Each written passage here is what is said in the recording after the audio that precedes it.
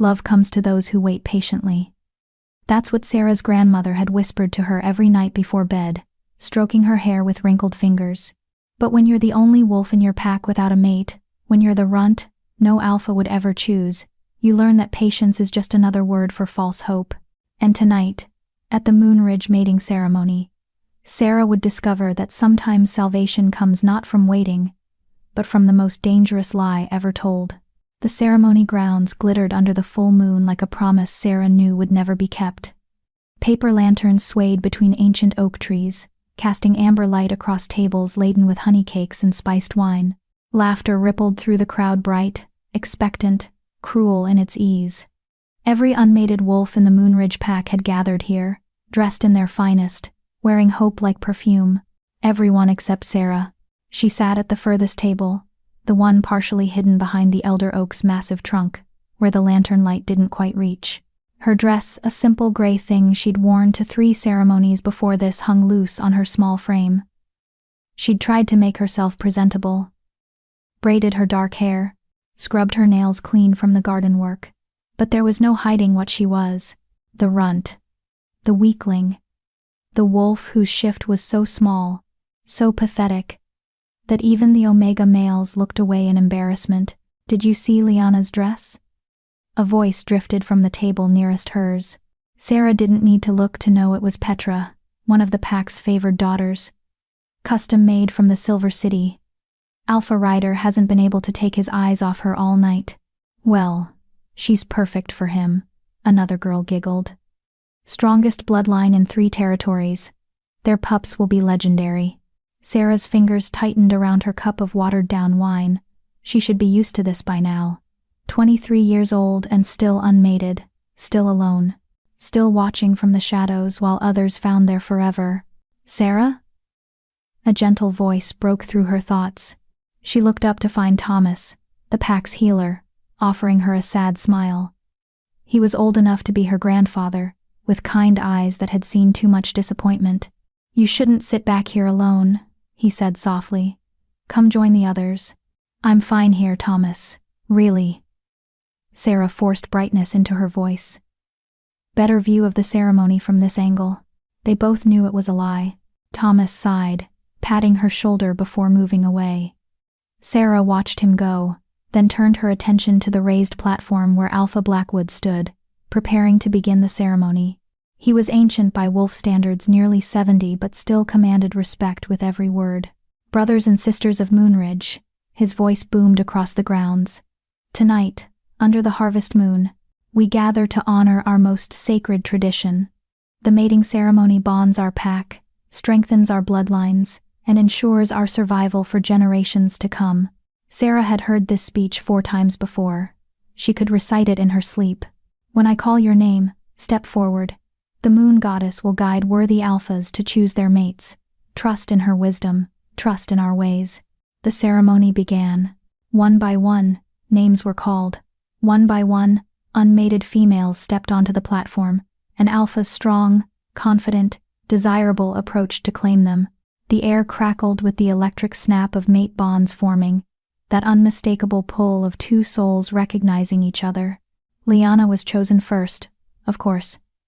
Alpha Rider practically bounded onto the platform, his eyes glowing gold with desire. The crowd cheered. Petra went next, paired with a visiting alpha from the Northern Ridge Pack. More cheers, more joy. Sarah counted 17 successful pairings before the pool of unmated females grew noticeably smaller. Sarah Thornbrook. Her name landed like a stone in still water. The chatter died. Heads turned. Sarah felt dozens of eyes on her as she stood on shaking legs and made her way to the platform. Each step felt like walking through mud. She kept her gaze down, knowing what she'd see if she looked up: pity from the elders, disgust from her peers, awkward discomfort from everyone else. She climbed the 3 wooden steps to the platform and stood in the designated spot, hands clasped in front of her to stop them from trembling. Alpha Blackwood gave her a gentle look. Sarah Thornbrook, daughter of the late Robert and Helen Thornbrook, presents herself to be chosen. Silence. Sarah counted heartbeats. 1, 2, 5, 10. No alpha moved. She'd known this would happen. Known it with bone-deep certainty. but knowing didn't make the humiliation burn any less. Somewhere in the crowd, someone coughed. A child laughed at something unrelated, the sound piercing in the quiet. "Perhaps," Alpha Blackwood began, his voice heavy with sympathy. "I'll take her." The voice came from the border of the ceremony grounds, deep and rough as gravel. Every head whipped toward the sound. A figure emerged from the tree line, a man so large he seemed to dwarf the ancient oaks themselves. He stood at least 6.5 feet tall, with shoulders broad enough to block out the lantern light behind him. Dark hair fell to his collar, framing a face of harsh angles and old scars. His eyes glowed amber in the darkness, fixed on Sarah with an intensity that stole her breath. The crowd parted like water before a stone. Sarah had never seen him before. Neither had anyone else, judging by the gasps and whispers erupting around her. "And you are?" Alpha Blackwood demanded, straightening to his full height. The protective authority in his voice was clear. The stranger climbed onto the platform with casual grace that belied his massive size. He moved like violence contained in flesh, like barely leashed power. When he spoke, his voice carried across the silent grounds. "Darian Ashford, Alpha of the Shadow Peak Pack." He turned his gaze back to Sarah, and something flickered in those amber eyes, something she couldn't read. "And I'm claiming this female as my mate." The ceremony grounds exploded into chaos. If stories like Sarah's remind you that worth isn't determined by others' rejection, subscribe to join others who believe that true strength reveals itself when we least expect it. Chapter 2. The Dangerous Lie. Shadow Peak. The name struck through the crowd like lightning. Sarah heard the whispers exploding around her, saw faces paling in the lantern light. Shadow Peak? That's the pack from the Forbidden Mountains. I heard their alpha is a savage, refuses to attend council meetings. They say he killed his own father to take the pack. Why would he come here? Why would he want her?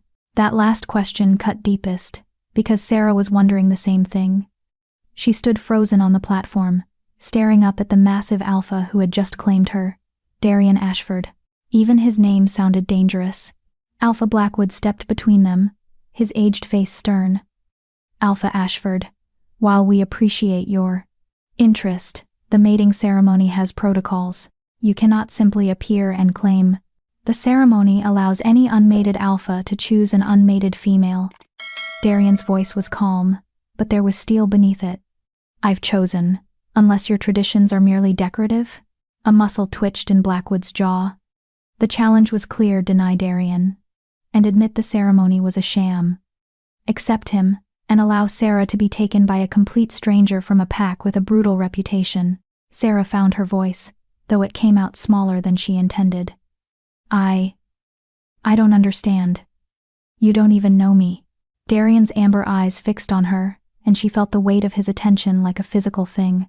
Up close, she could see the scars that marked him, one cutting through his left eyebrow, another along his jaw. His face was handsome in a harsh, unforgiving way, like a cliff face, beautiful in its danger. "I know enough," he said simply. "That's not an answer, Alpha Ashford." A new voice cut through the tension. Sarah's stomach dropped as Councilman Reed stepped forward, his political smile firmly in place.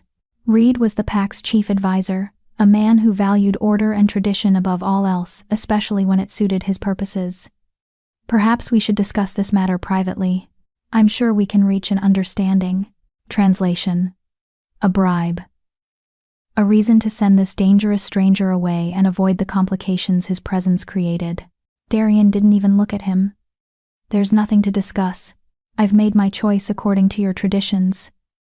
The female accepts or rejects. Those are the only two options that matter." All eyes turned to Sarah. Her mind raced. Accept a complete stranger? An alpha from a pack known for violence and isolation? It was insane. Suicidal, even. She should reject him immediately. Endure the humiliation of returning to her seat unchosen. And what? Wait another year? Endure another ceremony where no one wanted her? Watch her contemporaries raise their pups while she withered alone in her grandmother's cottage? The runt can't seriously be considering this. Someone muttered loud enough to carry. That decided it. Sarah lifted her chin and met Darian's gaze directly. What exactly are you offering, Alpha Ashford? Something that might have been approval flickered in his eyes. A mate bond. A place in my pack. Protection. Why me? She pressed, needing to understand. You could have any female, stronger ones, more beautiful. I could, he agreed, cutting her off. But I'm choosing you. It wasn't an answer, but the way he said it firm, final, allowing no argument made her believe he meant it. Whatever his reasons, they were real to him. Alpha Blackwood leaned close to her, his voice dropping to a whisper. Child, you don't have to do this. We can find another way. Another way to what? Sarah whispered back. Watch me sit alone at next year's ceremony? And the year after that? She swallowed hard. At least this way, I'll belong somewhere. Shadow Peak is dangerous, and Moonridge has been so safe for me. The bitterness leaked through before she could stop it. Blackwood's face crumpled with guilt, and Sarah immediately regretted her words. None of this was his fault. He'd been kind to her, in his way. But kindness didn't change facts. She turned back to Darian, pulse hammering in her throat. If I accept, what happens? I just leave with you? Tonight? Yes. I'd need to pack my things. Say goodbye. Pack light. We leave within the hour. The hour. Stars above, he was serious. This was really happening. Sarah searched his face for any sign of deception, cruelty, or the mockery she'd learned to expect.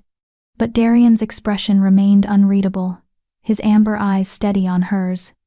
Not cruel. Not kind. Just determined. I need one thing from you first, she said quietly. His eyebrow, the one bisected by the scar, lifted slightly. Name it. The truth. Why are you really doing this?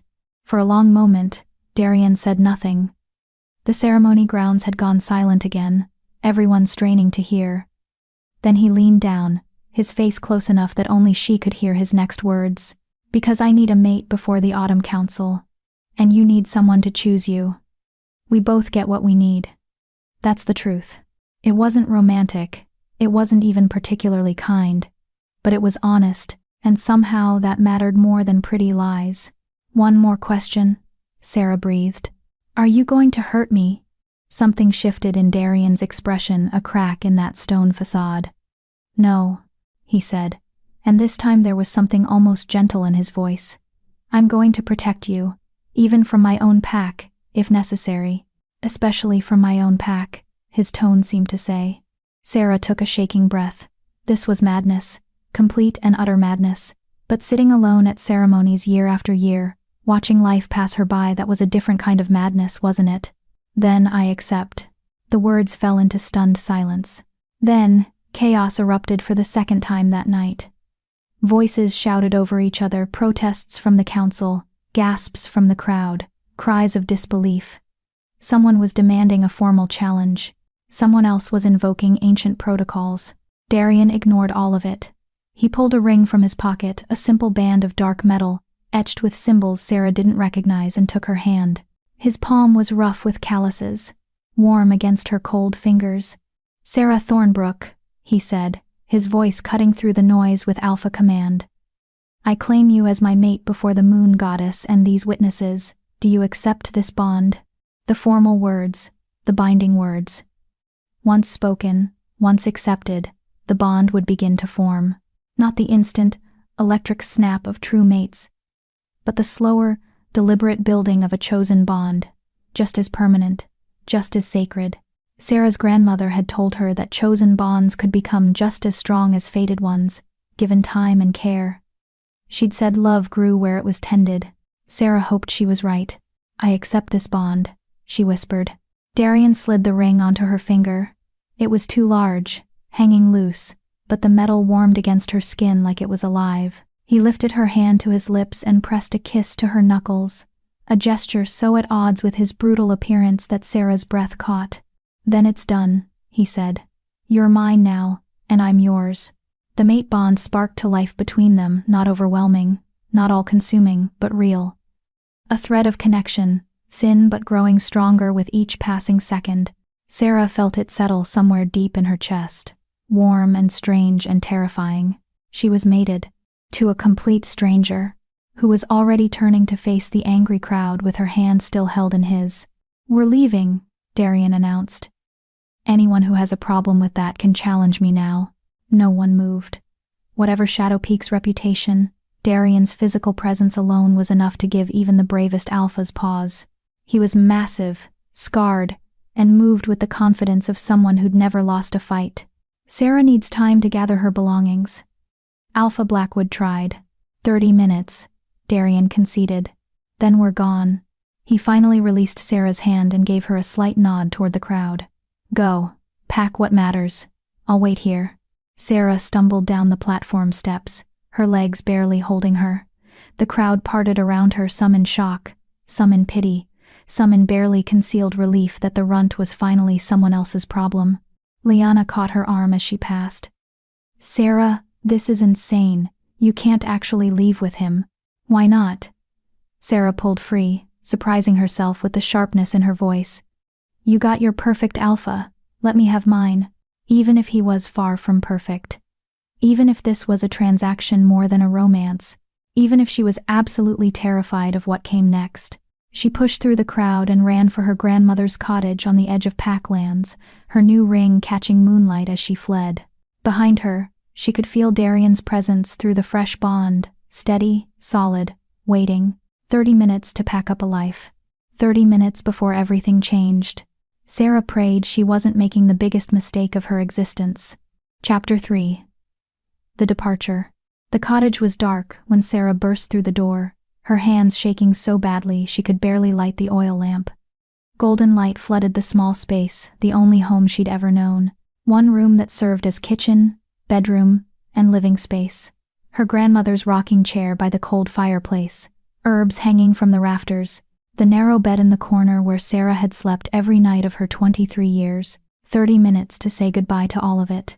She grabbed her travel pack from the hook by the door and started throwing things inside with no thought to organization. Clothes, her 2 other dresses, a spare shift, wool stockings for winter, her grandmother's recipe book, the pages yellowed and stained with use, the carved wooden wolf her father had made before he died, small enough to fit in her palm. "What did you pack when leaving forever?" "Sarah?" She spun to find Thomas standing in the doorway, slightly out of breath. He must have run after her from the ceremony. "Thomas, I can't. I don't have time." "I know." He stepped inside, closing the door behind him. His healer's bag hung from his shoulder. "I'm not here to stop you.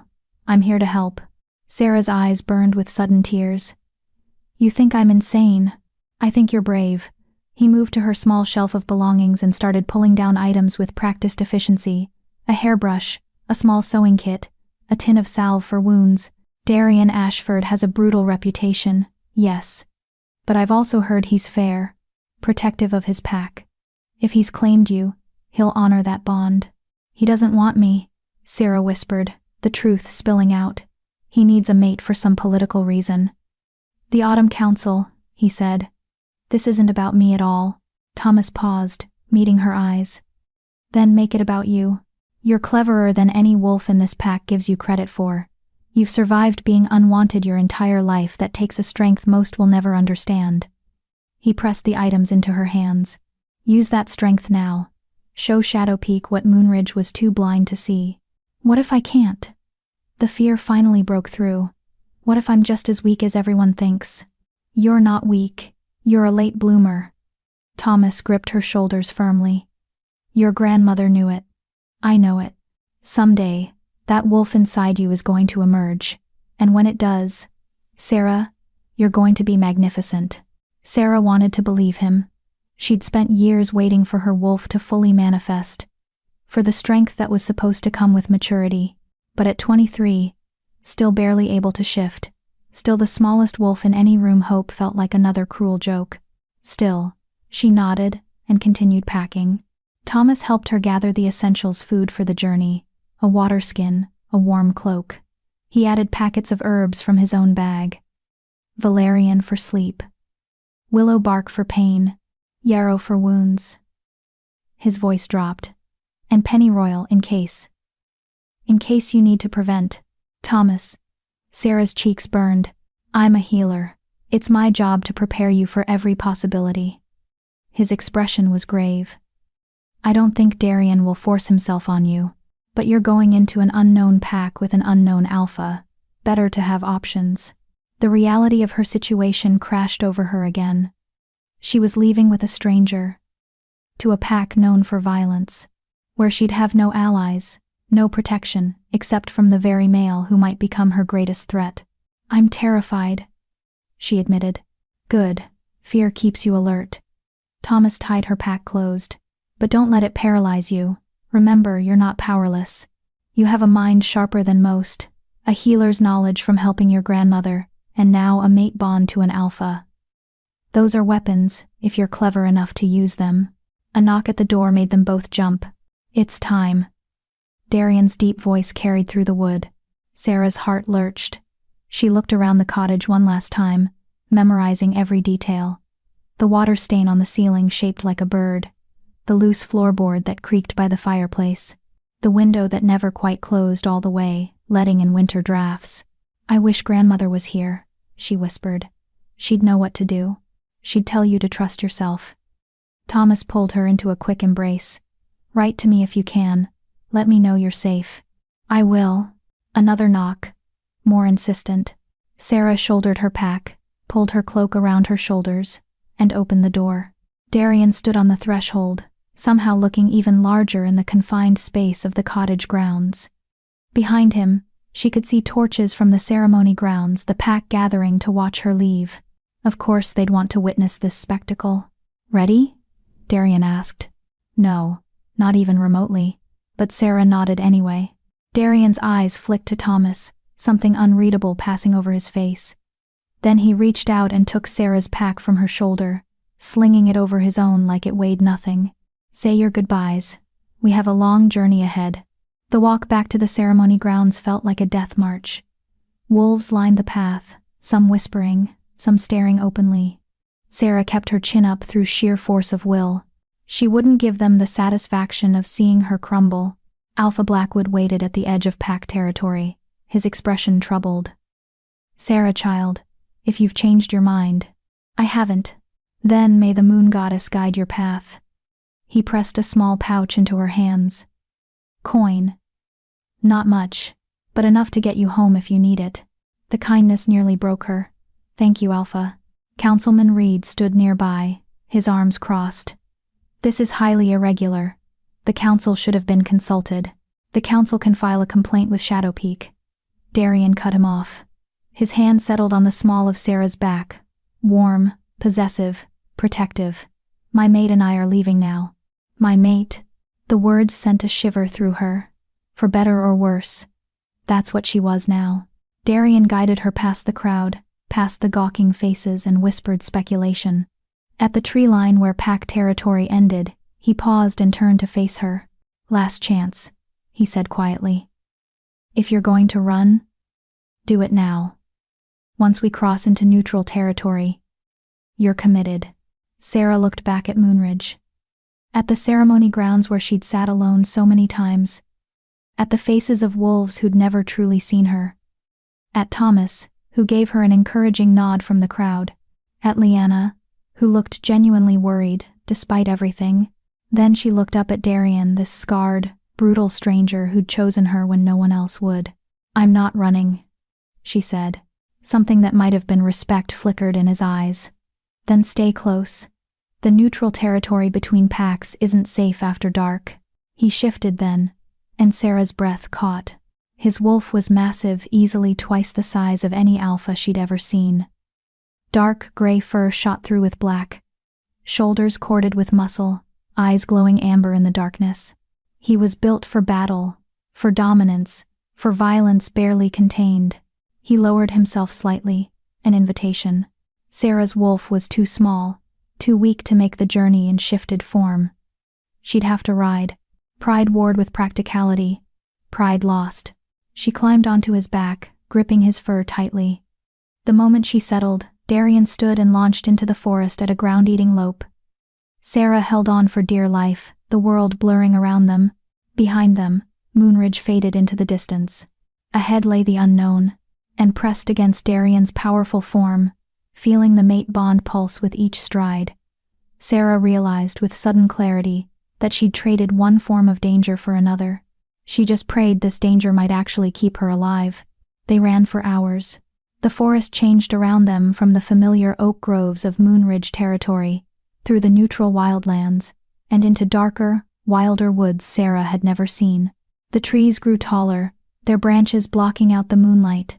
The underbrush thickened. Even the air felt different, heavier, charged with ancient power. Shadow Peak territory. Darian finally slowed near a stream, his sides heaving slightly.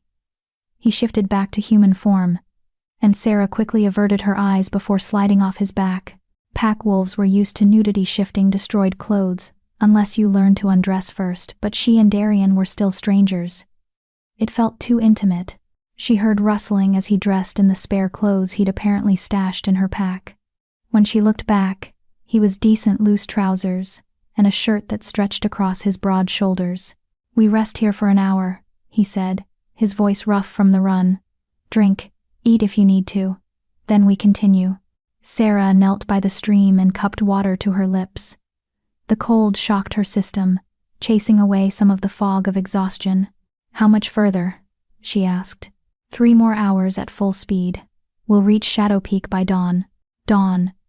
Then this strange new life would truly begin. Sarah settled against a tree trunk, pulling her cloak tight against the chill.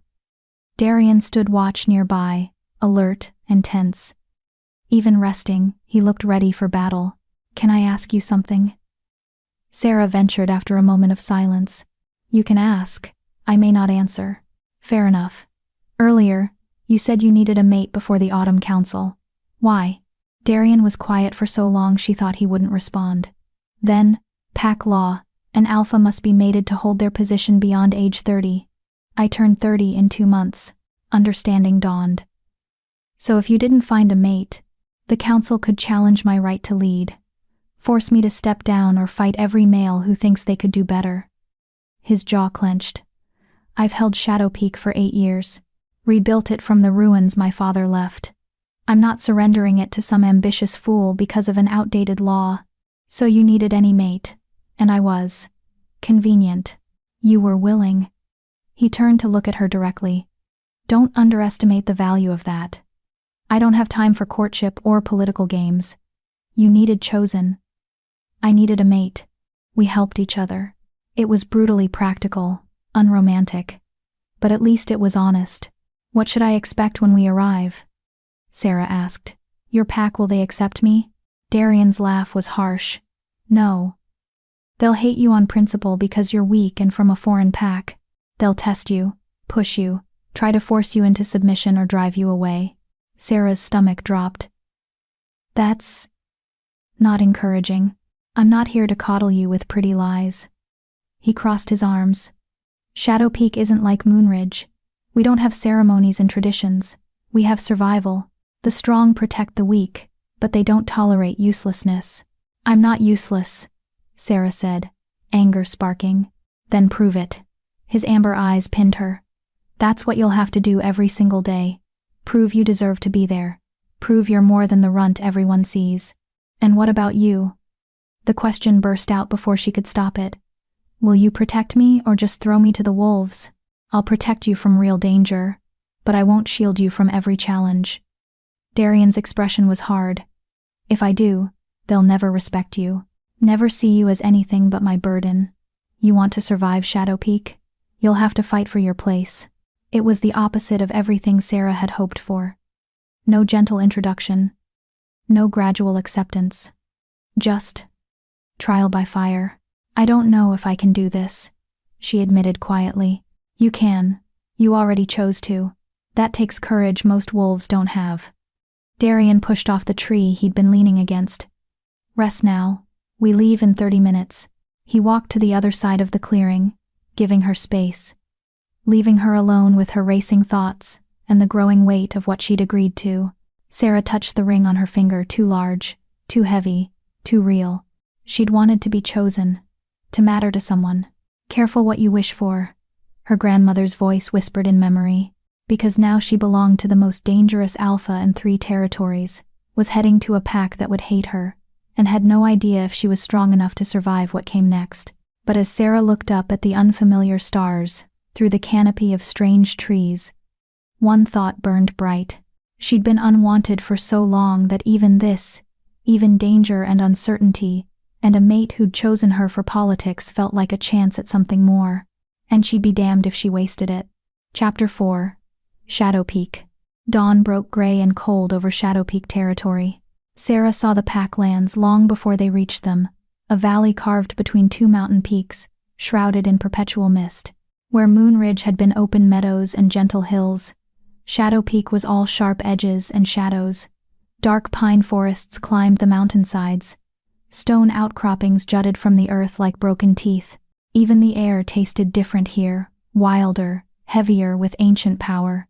Darian shifted back to human form at the valley's edge, dressing quickly while Sarah climbed down on trembling legs.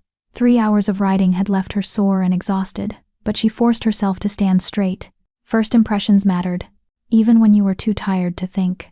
"Stay close," Darian said, shouldering her pack again. "Don't make eye contact with anyone unless I tell you to. Don't speak unless spoken to directly. And whatever happens, don't show fear." "That's a lot of don'ts," Sarah muttered. His mouth twitched, almost a smile. "Almost." Welcome to Shadow Peak.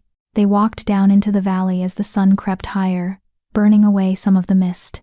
The pack settlement came into view gradually, not the neat cottages and communal buildings of Moon Ridge, but a sprawling collection of structures that looked like they'd grown organically from the land itself. Stone houses built into hillsides, wooden longhouses with smoke curling from their chimneys.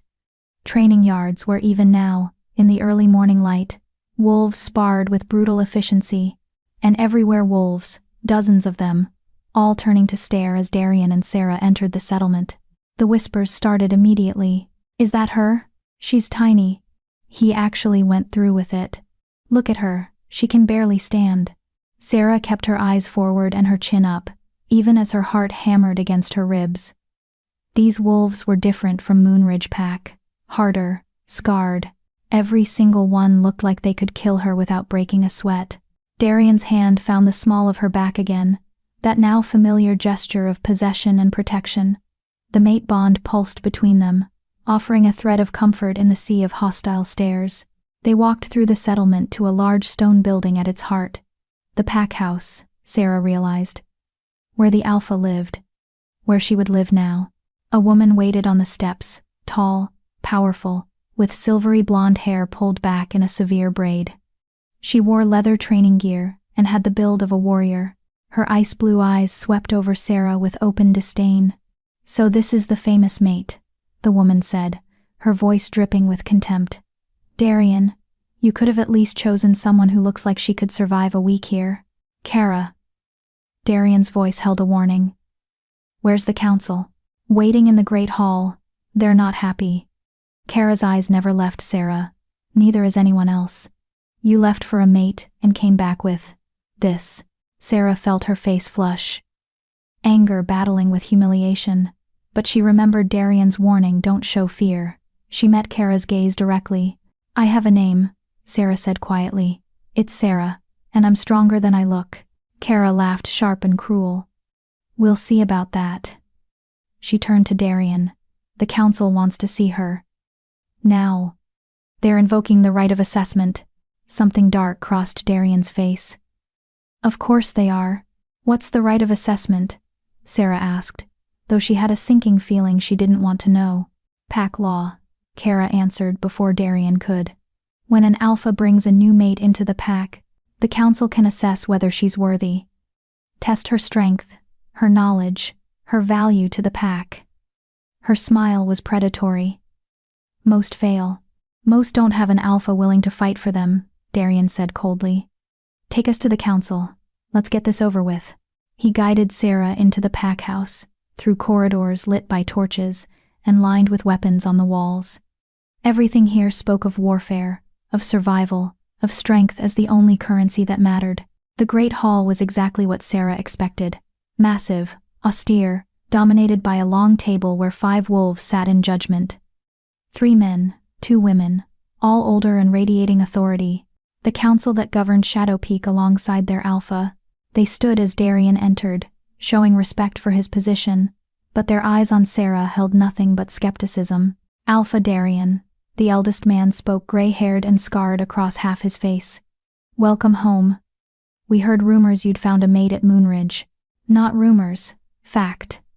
Darien pulled Sarah forward gently. This is Sarah Thornbrook, my chosen mate.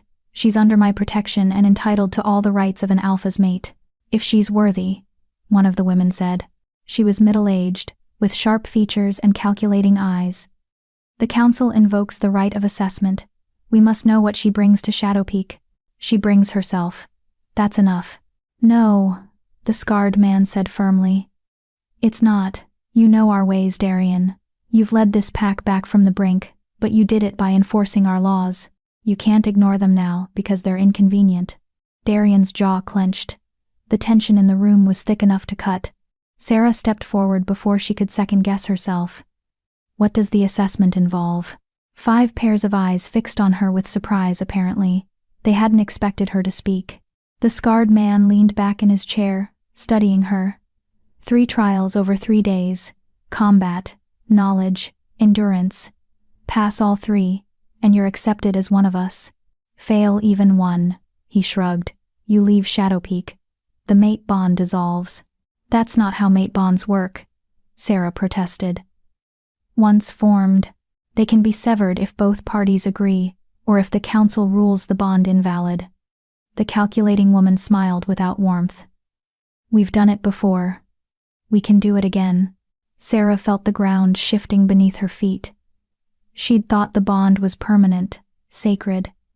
But apparently in Shadow Peak, even that could be taken away. This is ridiculous, Darien said, his voice hard as stone. She just arrived. She needs time to rest, to adjust. She needs to prove herself. The scarred man interrupted. Just like every other wolf in this pack has had to. You taught us that. Alpha. No exceptions. No special treatment.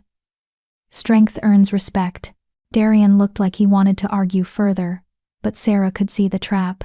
If he fought too hard for her, he'd undermine his own authority, prove that he gave special treatment to his mate while demanding that everyone else earn their place. I'll do it, Sarah said quietly. Sarah, I'll do the assessment. She looked up at Darien, trying to project confidence she didn't feel. You said I'd have to prove myself every day.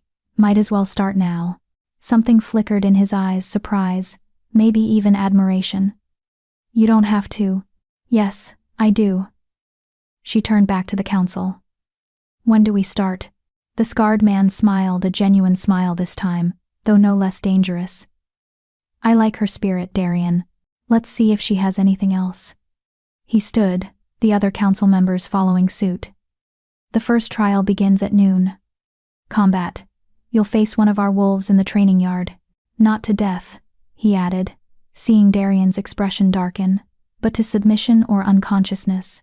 Standard dominance fight. Sarah's stomach dropped. Combat.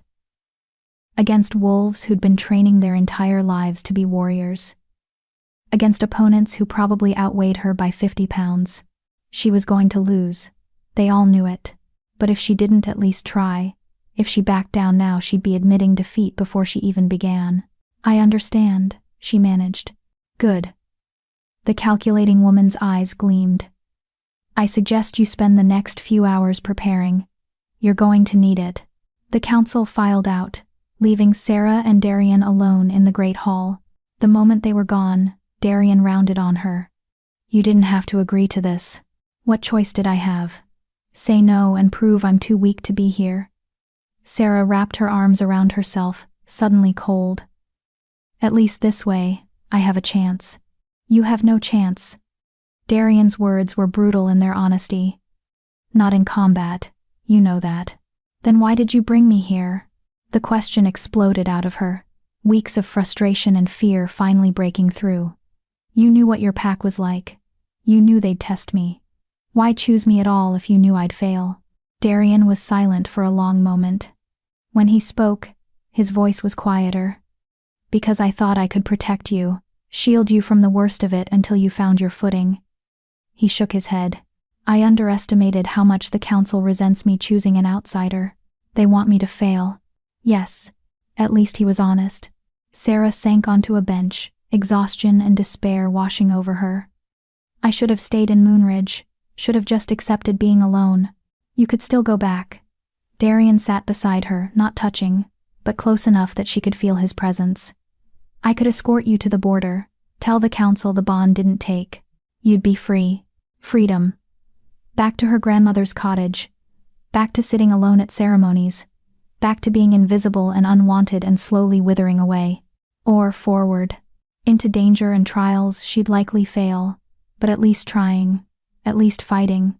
No, Sarah said finally. I'm staying. I'm doing this. Why? She looked up at him, this brutal, scarred alpha who'd chosen her for all the wrong reasons but hadn't lied to her once. Because for the first time in my life, someone chose me. Even if it was just for politics. Even if you need me more than want me. She touched the too large ring on her finger. That means something. And I'm not throwing it away without a fight. Darian's expression shifted, something almost like respect warming those cold amber eyes. Then we have 4 hours to prepare you. He stood, offering his hand. Come on. If you're going to lose anyway, let's make sure you lose with honor. It wasn't encouraging, but somehow, it was exactly what Sarah needed to hear. She took his hand and let him pull her to her feet. 4 hours to prepare for a fight she couldn't win. 4 hours to prove she was more than the runt everyone saw. 4 hours before her new life truly began or ended. Sarah just hoped she'd survive long enough to find out which. Chapter 5. The first trial. The training yard was packed. Word had spread fast, the new alpha's mate, the weak runt from Moonridge, was going to fight. Every wolf in Shadow Peak who could walk had gathered to watch what promised to be a spectacular humiliation. Sarah stood at the edge of the yard, trying to control her breathing. 4 hours of preparation with Darian had taught her exactly one thing. She was hopelessly outmatched. He'd shown her basic defensive stances, how to protect her throat and belly, how to fall without breaking bones. All necessary skills when you knew you were going to lose. He hadn't tried to teach her offense. There was no point. Remember, Darian said quietly beside her. Survive as long as you can. Show courage.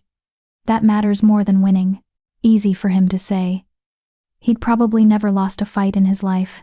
The scarred council member Sarah had learned his name was Garrett stepped into the center of the yard. His voice boomed across the gathered crowd. By pack law, and the right of assessment, Sarah Thornbrook will face trial by combat. The fight continues until submission, unconsciousness, or... He paused. Death. Though we prefer the first 2 options. Nervous laughter rippled through the crowd. Her opponent today is Kara Steelclaw, our pack's head warrior. Of course it was Kara. The silver-haired woman who'd looked at Sarah like something she'd scrape off her boot. Kara stepped into the yard, already stripped down to fighting leathers, her muscles coiled and ready. She looked like a war goddess, beautiful, deadly, absolutely merciless. Sarah suddenly wanted to vomit. Shift and fight, or fight as human, Garrett continued. Your choice, Sarah Thornbrook. Shifting meant revealing just how pathetically small her wolf was. Fighting as human meant facing a trained warrior with nothing but the basic moves Darian had frantically taught her that morning. She chose human. At least that way, the humiliation would be slightly less visible. Sarah walked into the center of the yard on shaking legs. The crowd pressed closer, their excitement palpable. Blood sport had always drawn crowds, and she was today's entertainment. Kara circled her slowly, predatory. Last chance to run back to Moonridge, little runt. I'm not running. Sarah's voice came out steadier than she felt. Pity. Kara smiled. I was hoping you'd make this interesting. Garrett raised his hand. Fight begins on my mark. 3, 2, 1. Kara moved like lightning. Sarah barely had time to raise her arms before the first hit connected a brutal punch to her ribs that drove the air from her lungs. She staggered back, gasping, and Kara was already there with a kick that swept her legs out from under her. Sarah hit the ground hard, dust filling her mouth. The crowd roared. Get up! Get up! Get up! She rolled to the side just as Kara's boot slammed down where her head had been. Scrambled to her feet, Arms up in the defensive stance Darian had shown her. Block the throat. Protect the belly. Kara came at her again, a flurry of strikes that Sarah could barely track, let alone block. Fists and elbows and knees, each one landing with brutal precision. Sarah's arms took most of the damage, but enough got through that she tasted blood. "Is this all you've got?" Kara taunted. Pathetic. The crowd was chanting now Kara's name, over and over. Sarah caught a glimpse of Darian at the edge of the yard, his face carved from stone. He wasn't going to intervene. Couldn't, without undermining everything. She was alone in this. Kara grabbed Sarah's arm and twisted, sending her crashing to the ground again. This time, Kara followed her down, knee pressing into Sarah's spine, hand fisting in her hair to wrench her head back, exposing her throat. "Submit," Kara growled. "Make this easier on yourself." Every instinct screamed at Sarah to give in, to end this torture. She was going to lose anyway, why prolong the agony? But then she saw them. The faces in the crowd, the satisfaction, the smugness, the absolute certainty that she was weak, worthless, exactly what they'd expected. And something in Sarah cracked. Not broke, cracked. Like ice under pressure, revealing something harder beneath. She remembered every ceremony where she'd sat alone. Every dismissive glance, every whispered insult, every moment of being invisible, unwanted, less than. "No," Sarah gasped out. "What?" I said no. With strength she didn't know she possessed. Sarah twisted in Kara's grip, not breaking free, but shifting just enough to get her elbow into Kara's ribs. It wasn't much. Barely made Kara grunt, but it was enough to loosen her hold for a fraction of a second. Sarah rolled, kicking out wildly.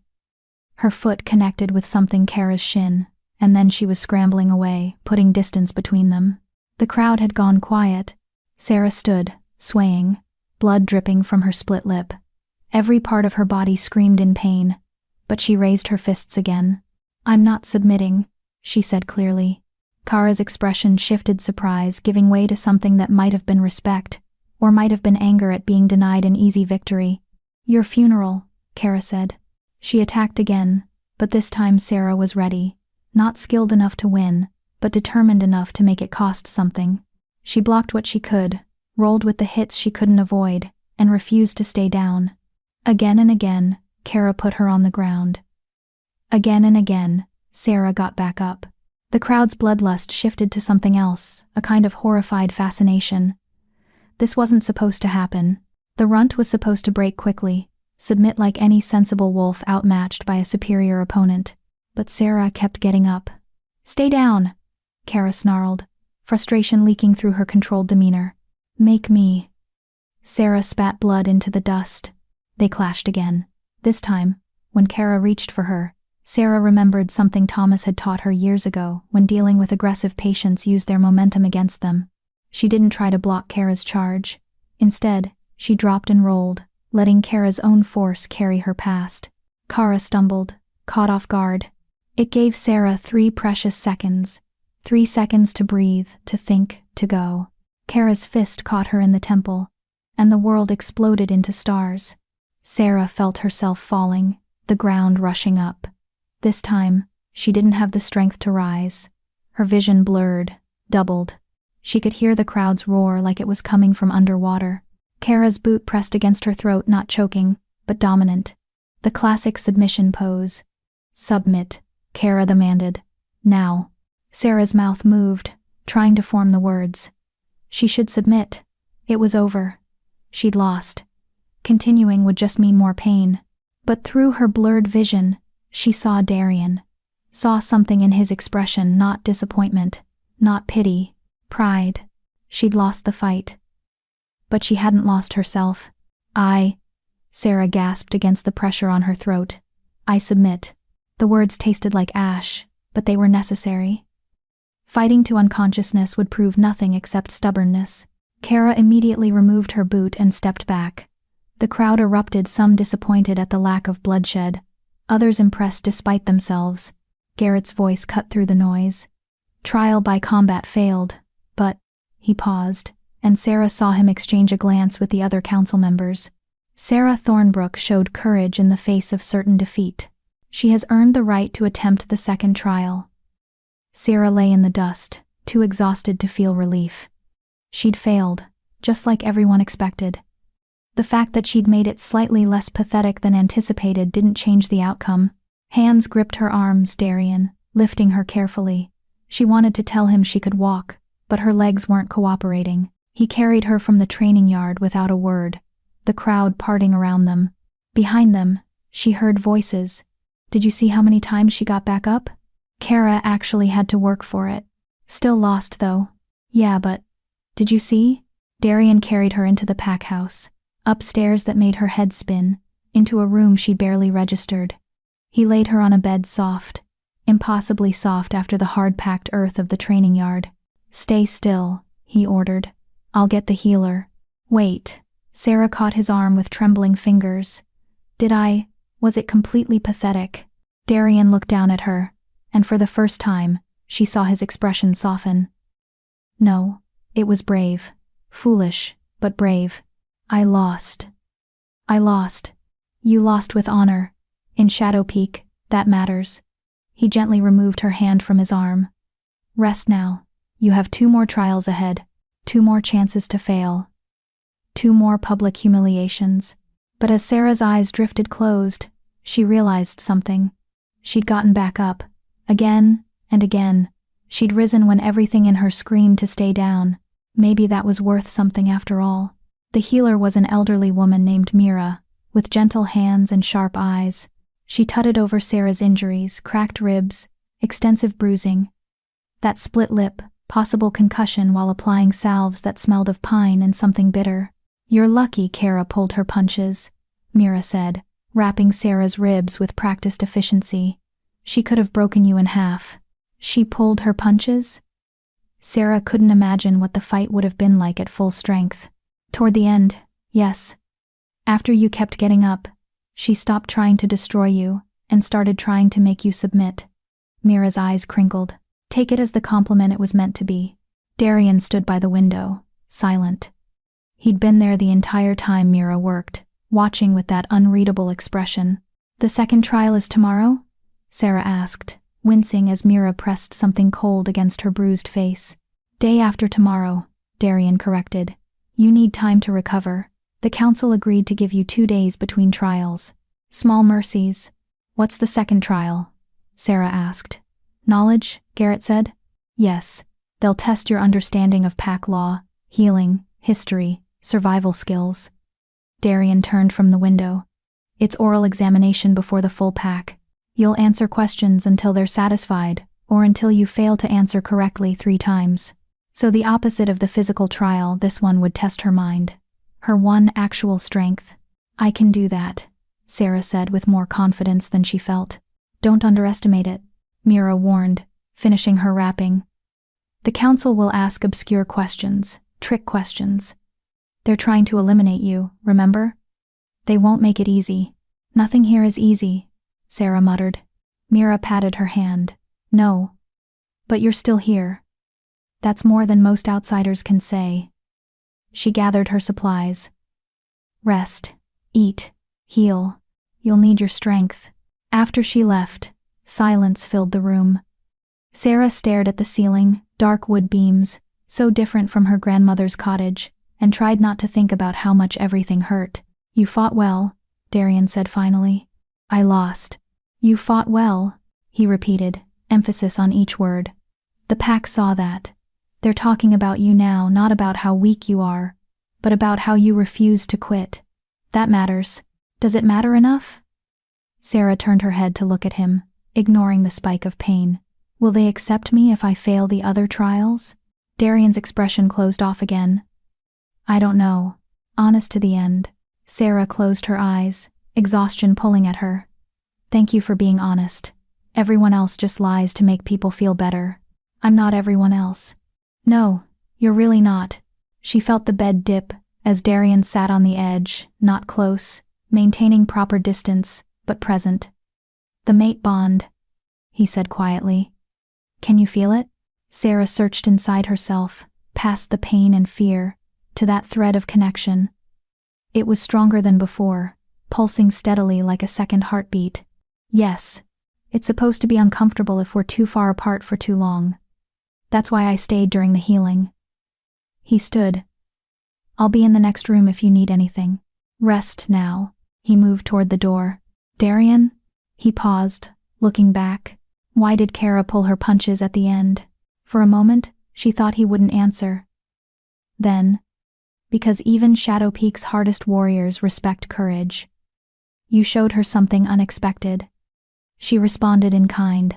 Will that be enough for the pack to accept me? I don't know, he said again. But it's a start. He left, closing the door softly behind him.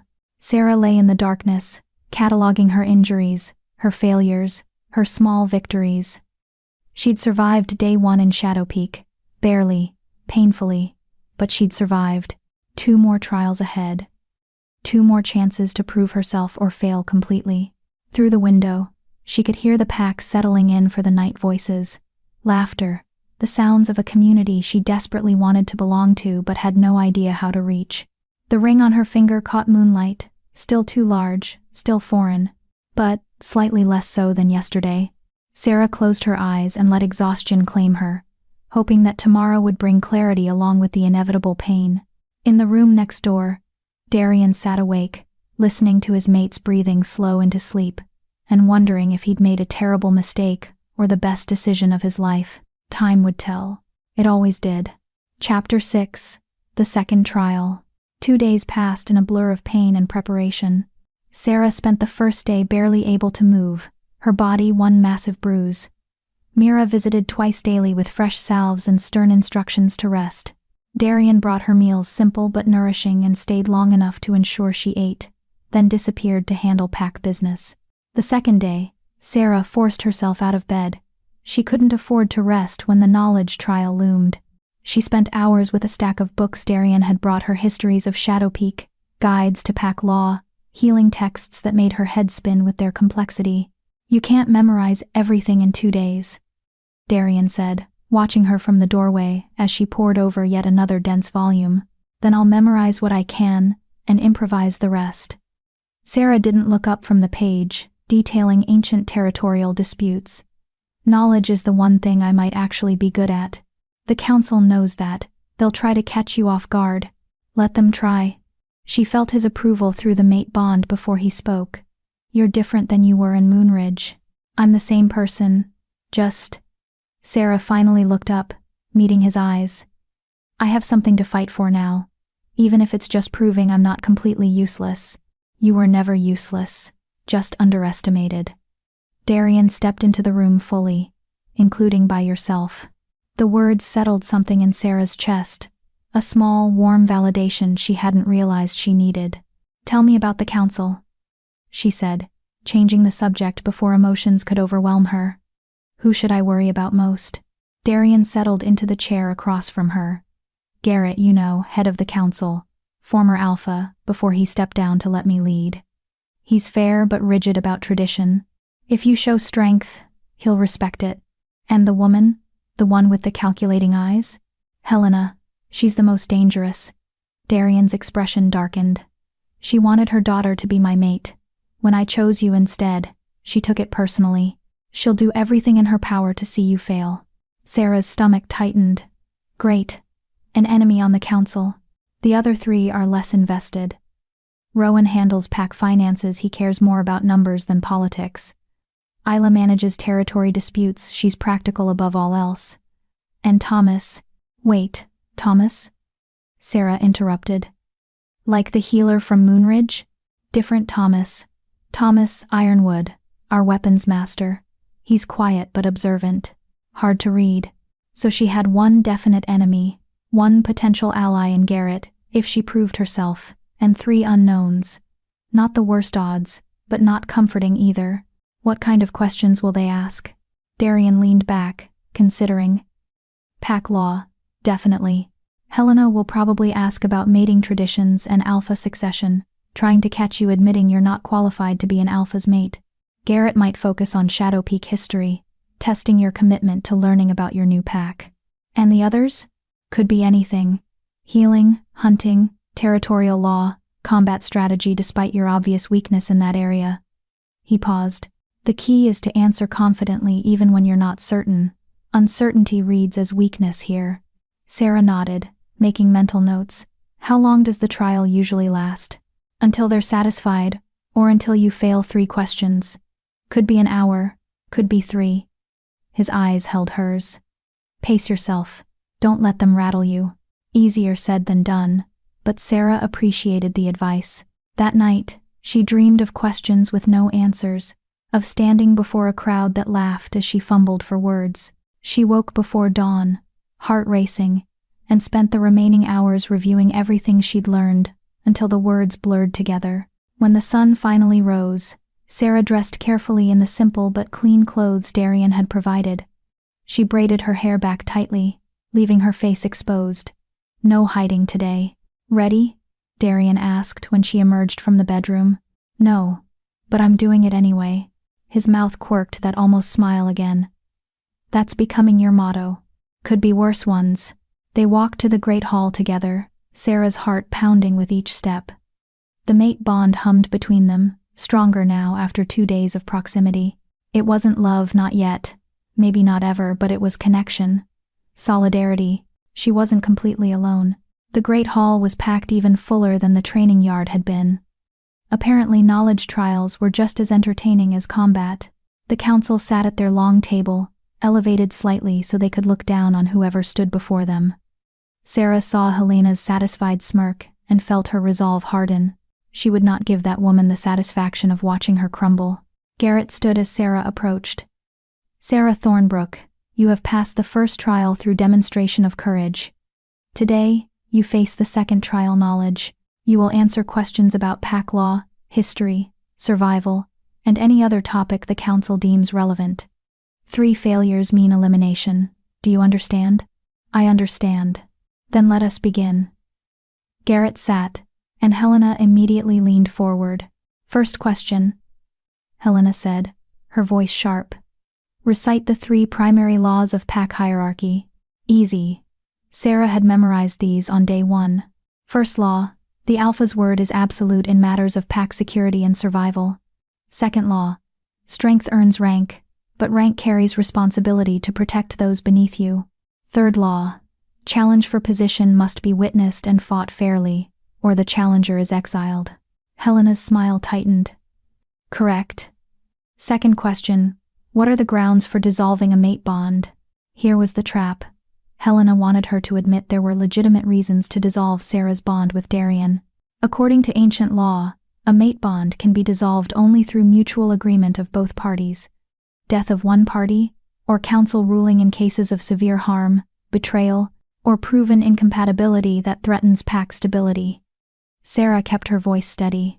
However, council rulings on bond dissolution are rare and require unanimous vote, as interfering with mate bonds is considered a grave action against the moon goddess's will. She'd added that last part from a footnote in one of the older texts. Helena's expression soured. Clearly she'd hoped Sarah wouldn't know about the unanimous vote requirement. Correct. Helena bit out. Garrett took the next question.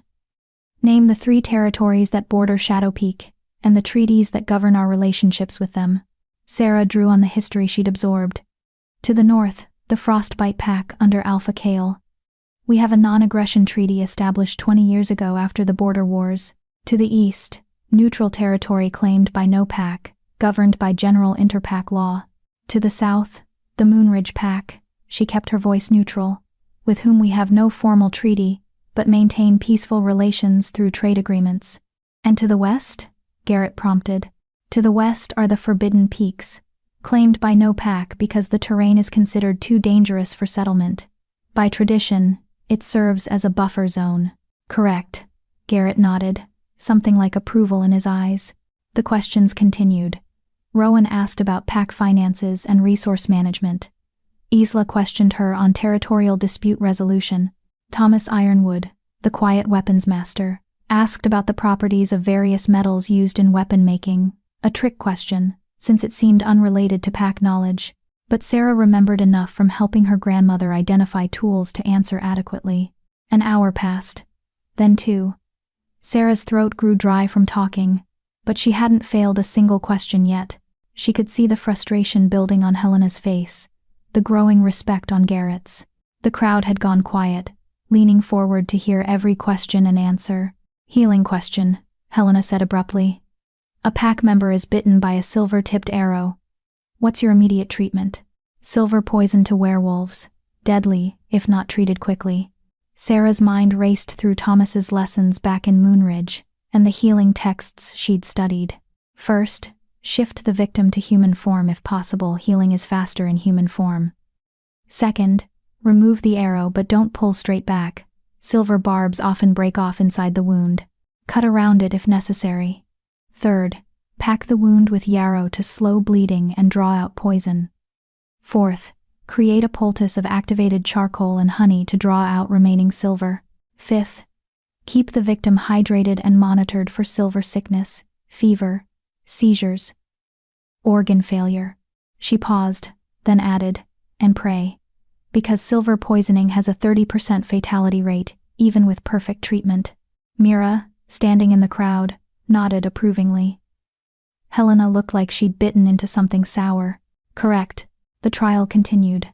3 hours in, Sarah felt her concentration wavering. The questions grew more obscure, more technical. She stumbled slightly on a question about ancient succession laws, catching herself just in time to provide an adequate if not perfect answer. Not a failure. Not yet. "Final question," Garrett announced, and Sarah's heart leaped. Final question meant she'd made it this far without 3 failures.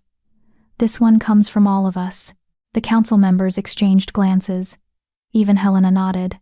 "You've proven you can memorize facts," Garrett said. "Now prove you understand what it means to be part of this pack. In your own words, what is Shadow Peak's greatest strength, and its greatest weakness?" Not a factual question, an opinion. A trap, because any answer could offend someone. Sarah took a breath, thinking carefully. The crowd held its breath with her. "Shadow Peak's greatest strength," she said slowly, "is that you demand excellence from everyone. You don't coddle weakness or accept excuses. You've built a pack of warriors who can survive anything because you've taught them they have to." She paused, meeting each council member's eyes. "Your greatest weakness is that same strength, taken too far. You're so focused on being hard that you sometimes forget to be kind.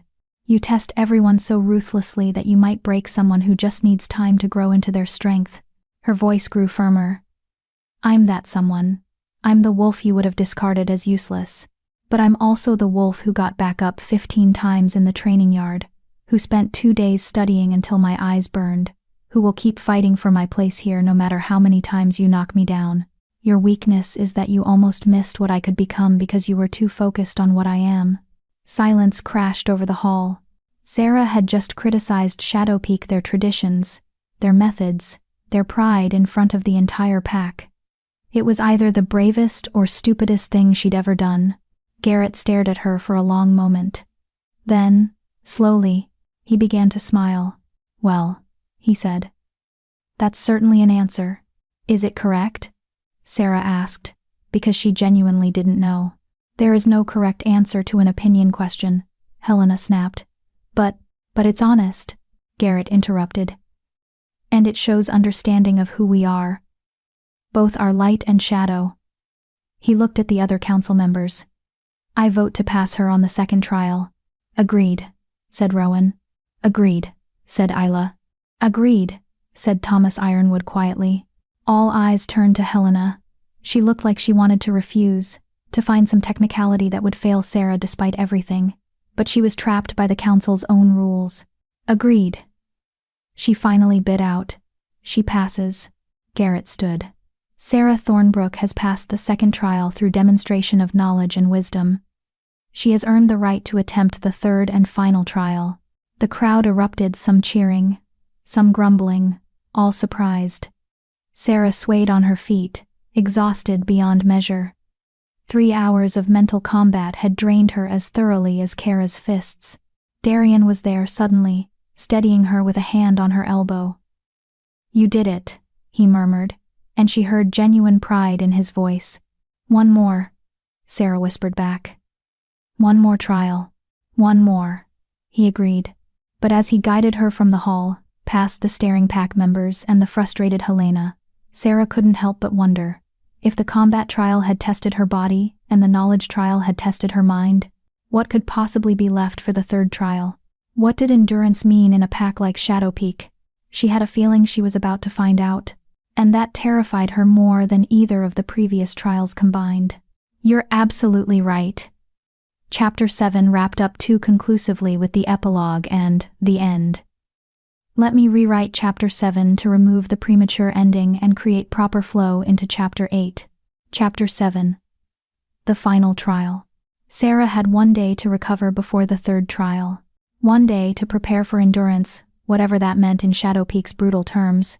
It's not physical, Darian explained as they walked through the packlands the morning after her knowledge trial. He'd insisted she needed fresh air, needed to see more of the territory that might become her home. The combat trial tested your body. This tests something deeper. My spirit?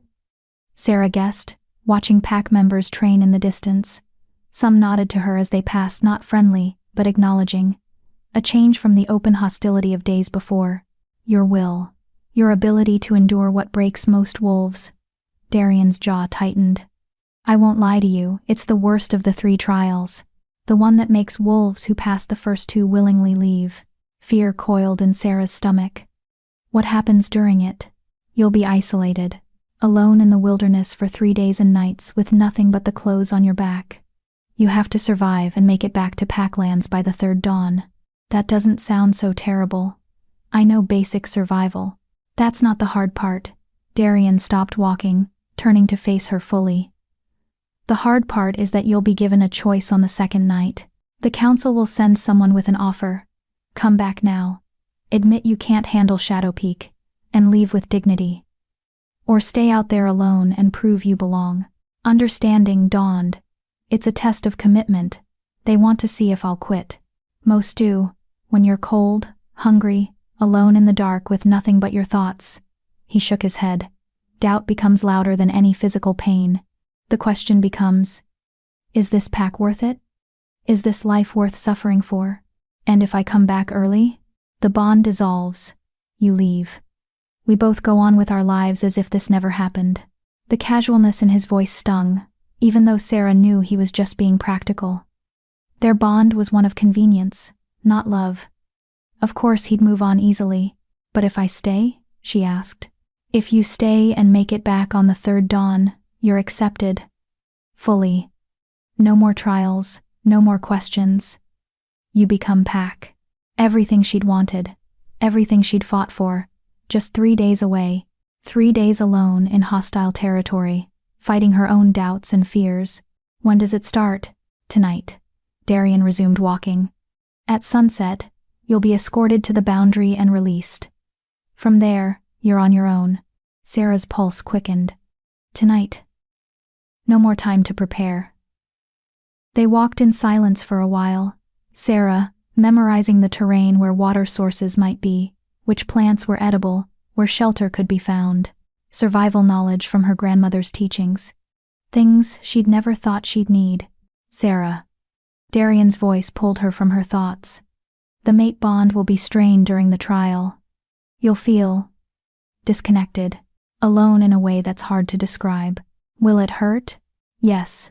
His honesty was both comforting and terrifying. Like part of you is missing. That's intentional, another layer of the test. Can you endure not just physical isolation, but the emotional pain of separation from your mate? Even though we barely know each other? The bond doesn't care about logic. It just knows you're supposed to be together. He stopped again, this time at a cliff edge overlooking the valley. I need you to understand something. If you choose to quit, I won't think less of you. This pack asks too much sometimes. I know that. But you need a mate before the Autumn Council. I'll find another way. His amber eyes met hers. Don't stay out there just for me. Stay because you want this life. Because Shadow Peak is where you choose to be.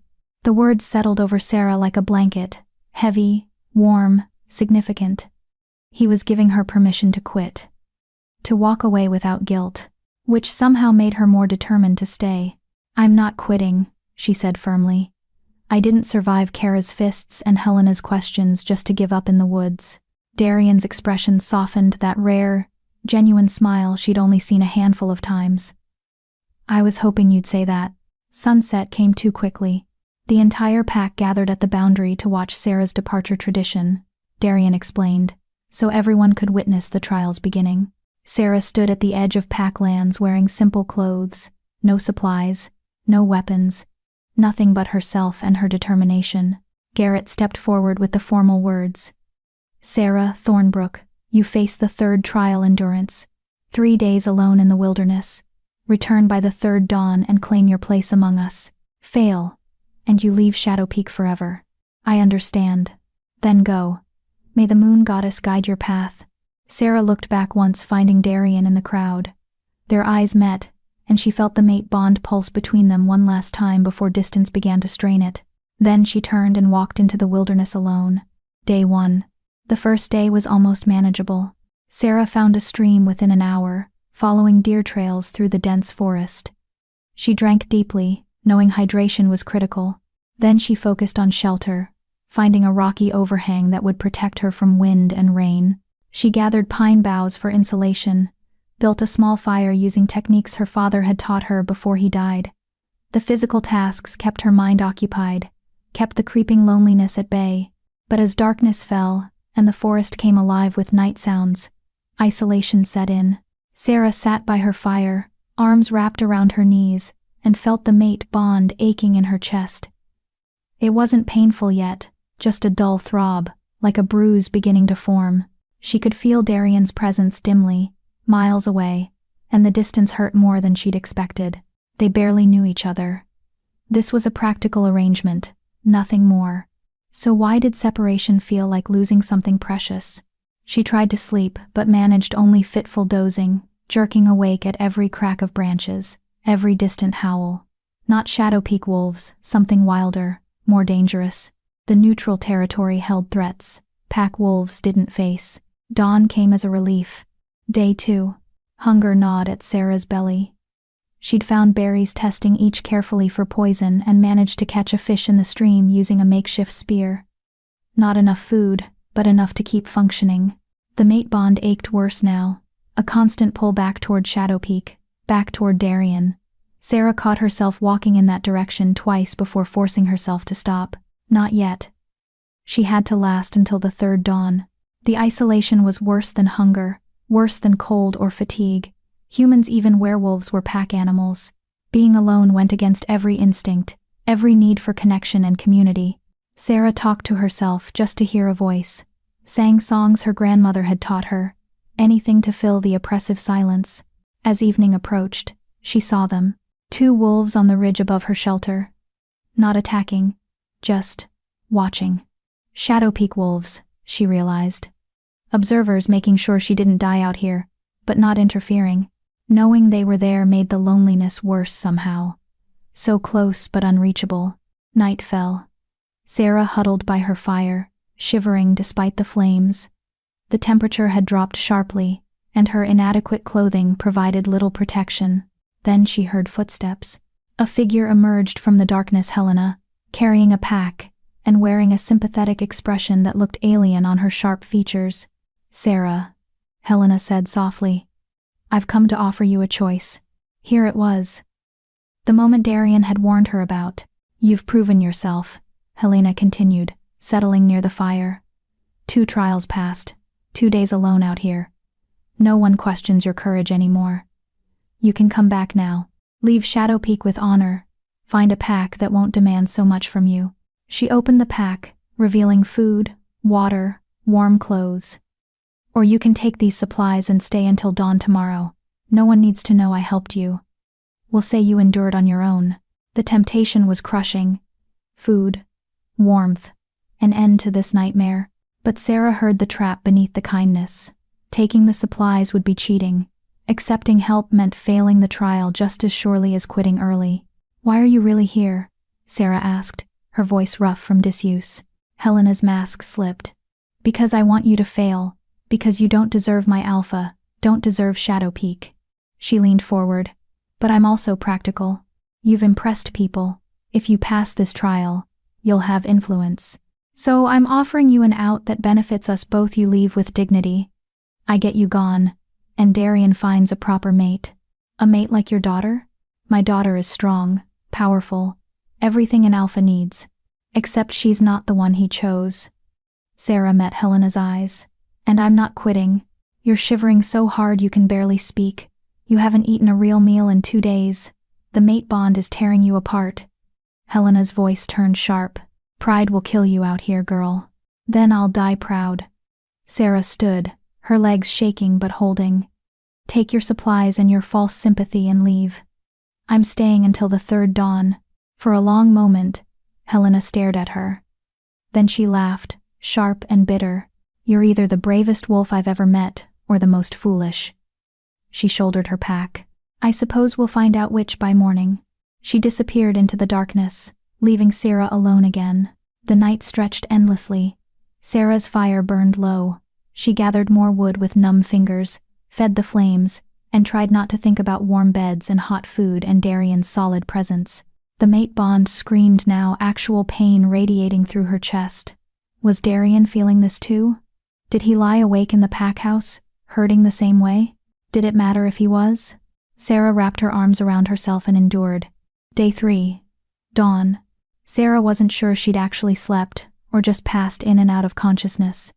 Gray light filtered through the trees, and for a moment she couldn't remember where she was. Then it hit her, the 3rd dawn. She'd made it. She had to get back to Packlands. Standing took 3 attempts.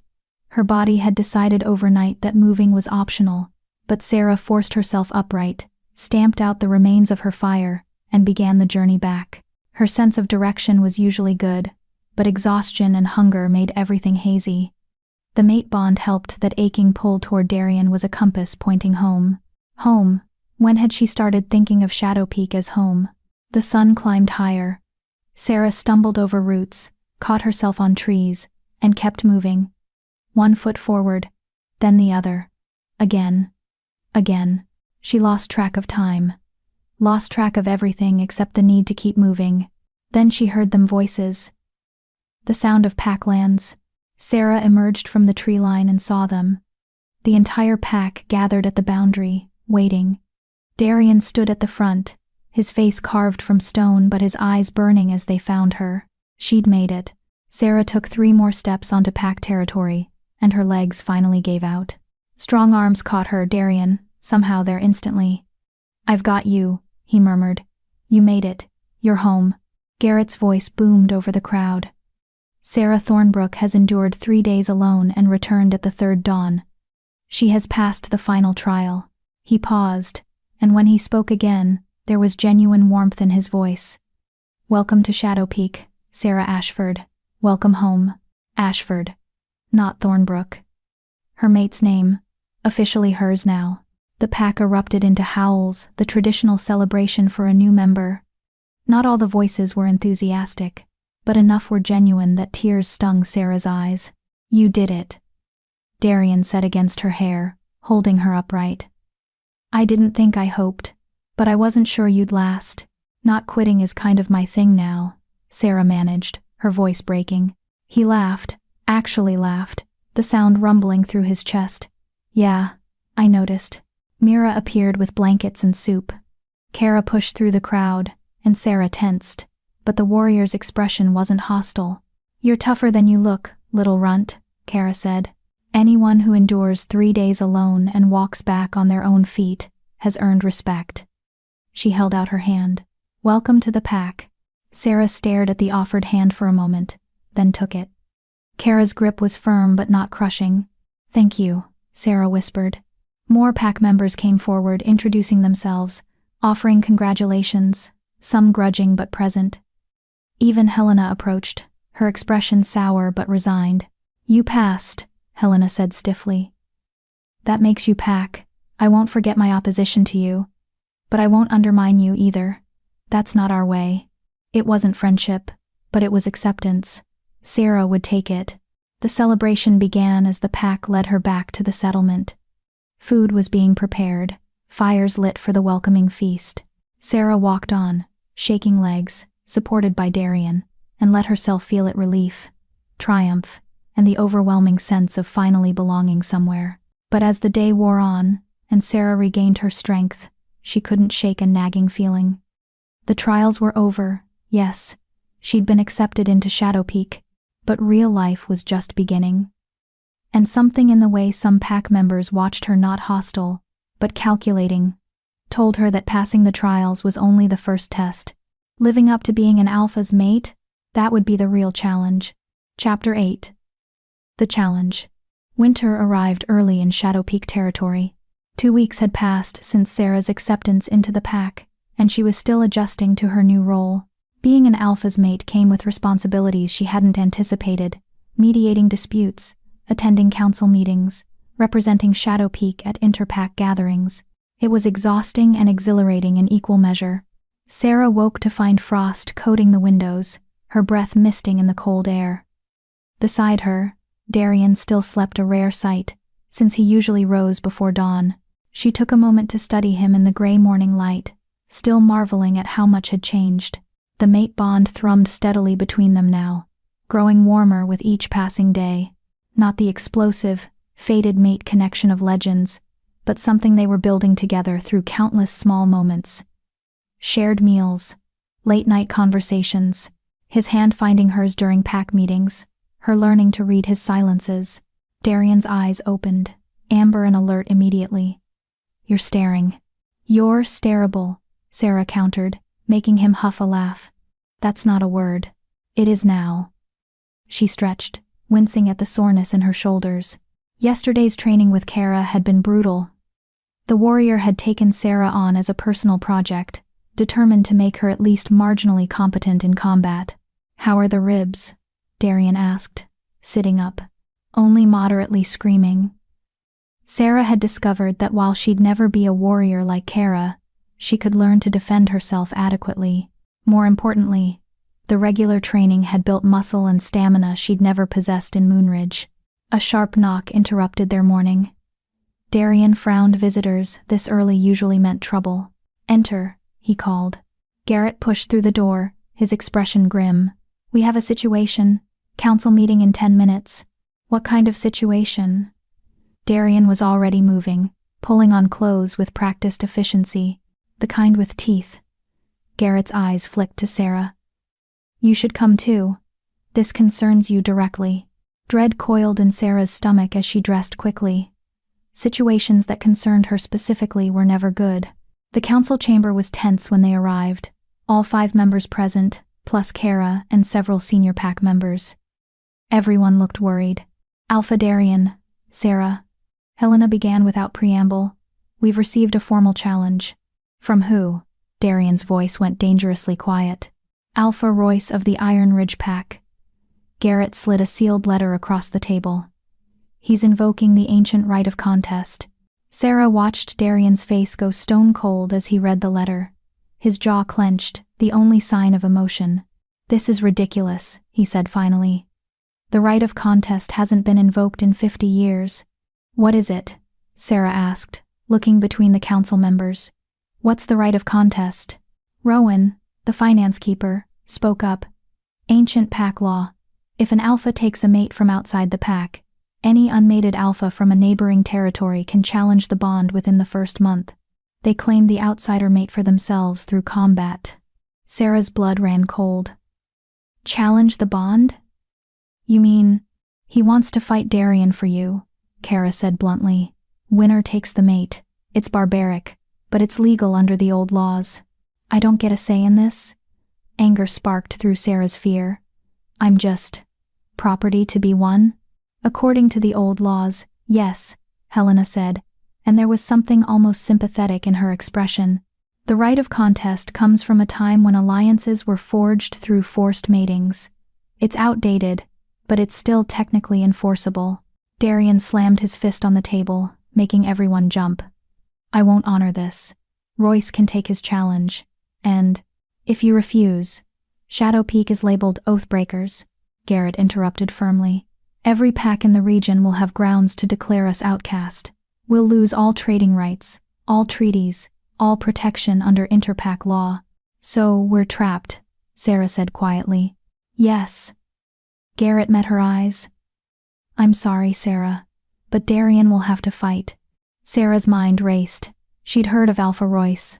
Iron Ridge Pack was known for its brutality, and Royce himself had a reputation for cruelty. He'd gone through 3 mates already, each one dying under mysterious circumstances, and now he wanted her. When? Darian asked, his voice deadly calm. 3 days from now. Neutral territory, witnessed by representatives from all neighboring packs. Garrett paused. It's to the death, Darian. Or until one alpha yields, but Royce won't yield. Neither will I. Darian's amber eyes burned. He's been looking for an excuse to challenge me for years. This isn't about Sarah, it's about taking Shadow Peak. Actually, Helena said slowly. According to the letter, if Royce wins, he only claims Sarah. Shadow Peak remains yours. That's the terms he set. Something cold slithered down Sarah's spine. Why would he want me specifically? He doesn't even know me. Because you're the weak point. Isla, the territory manager, said matter-of-factly, you're an outsider, a former runt, and you've only been in Shadow Peak 2 weeks. Royce sees you as an easy target. Humiliate Darian by taking his mate, weaken his standing among the packs. It's a power play, Darian agreed grimly. And a smart one. If I lose you, I look weak. Other alphas will start circling, looking for more vulnerabilities. Sarah felt sick. She'd become a liability, exactly what she'd feared. Her presence was putting Darian and the entire pack at risk. There has to be another way, she said desperately. What if I dissolve the bond myself? Voluntarily? No. Darian's response was immediate and sharp. Absolutely not. But if it would protect, I said no. He turned to face her fully, his expression fierce. You fought too hard to be here.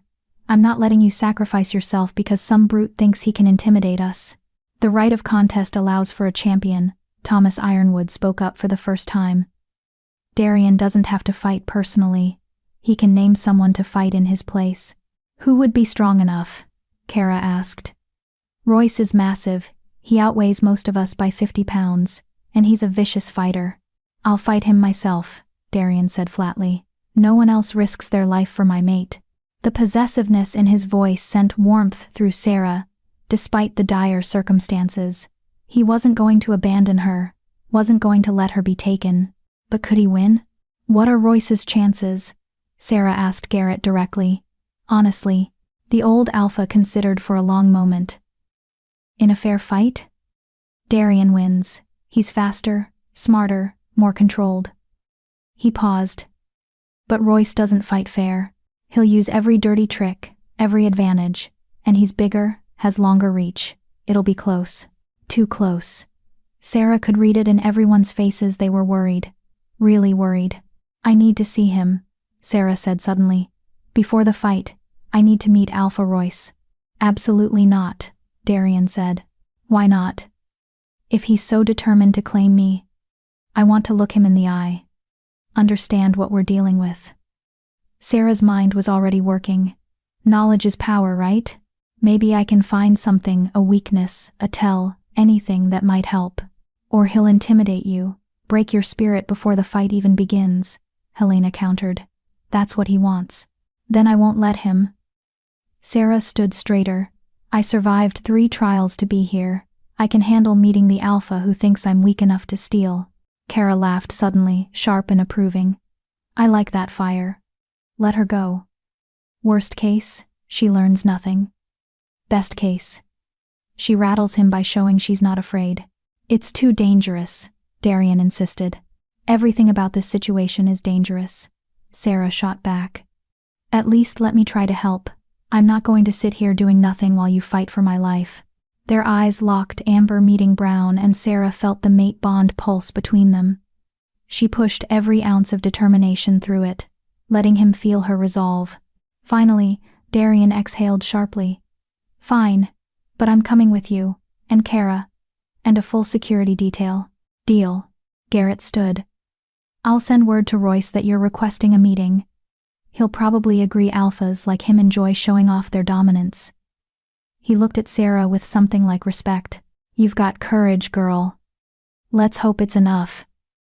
As the council dispersed, Sarah felt Darian's hand find hers, squeezing gently.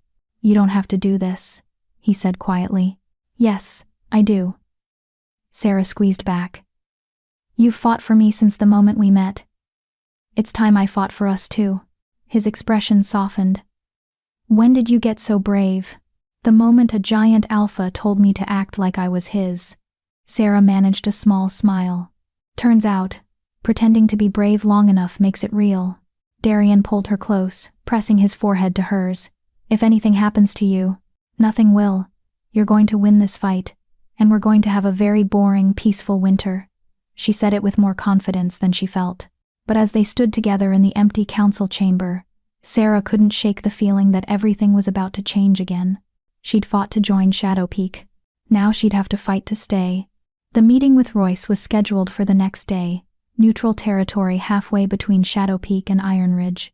Sarah spent the evening preparing, asking Garrett about Royce's history, studying what little information they had about him, trying to find any advantage she could. "He's been alpha for 15 years, Garrett told her over dinner. "Took the position by killing his predecessor in a challenge. Since then, he's ruled Iron Ridge with an iron fist. 3 mates, all dead within 2 years of bonding. Officially, accidents. Unofficially." He shook his head. "He killed them," Sarah finished. "We can't prove it, but yes, that's what most believe." Garrett's expression was grave. "If Darian loses, he won't. But if he does, you'd be bonded to a murderer, a brute who sees mates as possessions." Garrett leaned forward. "There are ways out, Sarah. Ways to escape before the bond fully forms. We could help you disappear, give you a new identity." "No," Sarah's voice was firm. "I won't run. And I won't let Darian fight alone, even if I can't be in the arena with him." Garrett studied her for a long moment, then nodded. "You really have become one of us, haven't you? That stubborn Shadow Peak pride. Is that what this is?" Sarah asked with a wry smile. "That, and genuine courage." Garrett stood. "Get some rest. Tomorrow you meet the monster. You'll need your strength." That night, Sarah lay awake beside Darian, listening to his steady breathing, and trying not to think about all the ways this could go wrong. "Can't sleep?" Darian's voice rumbled in the darkness. "Too much thinking."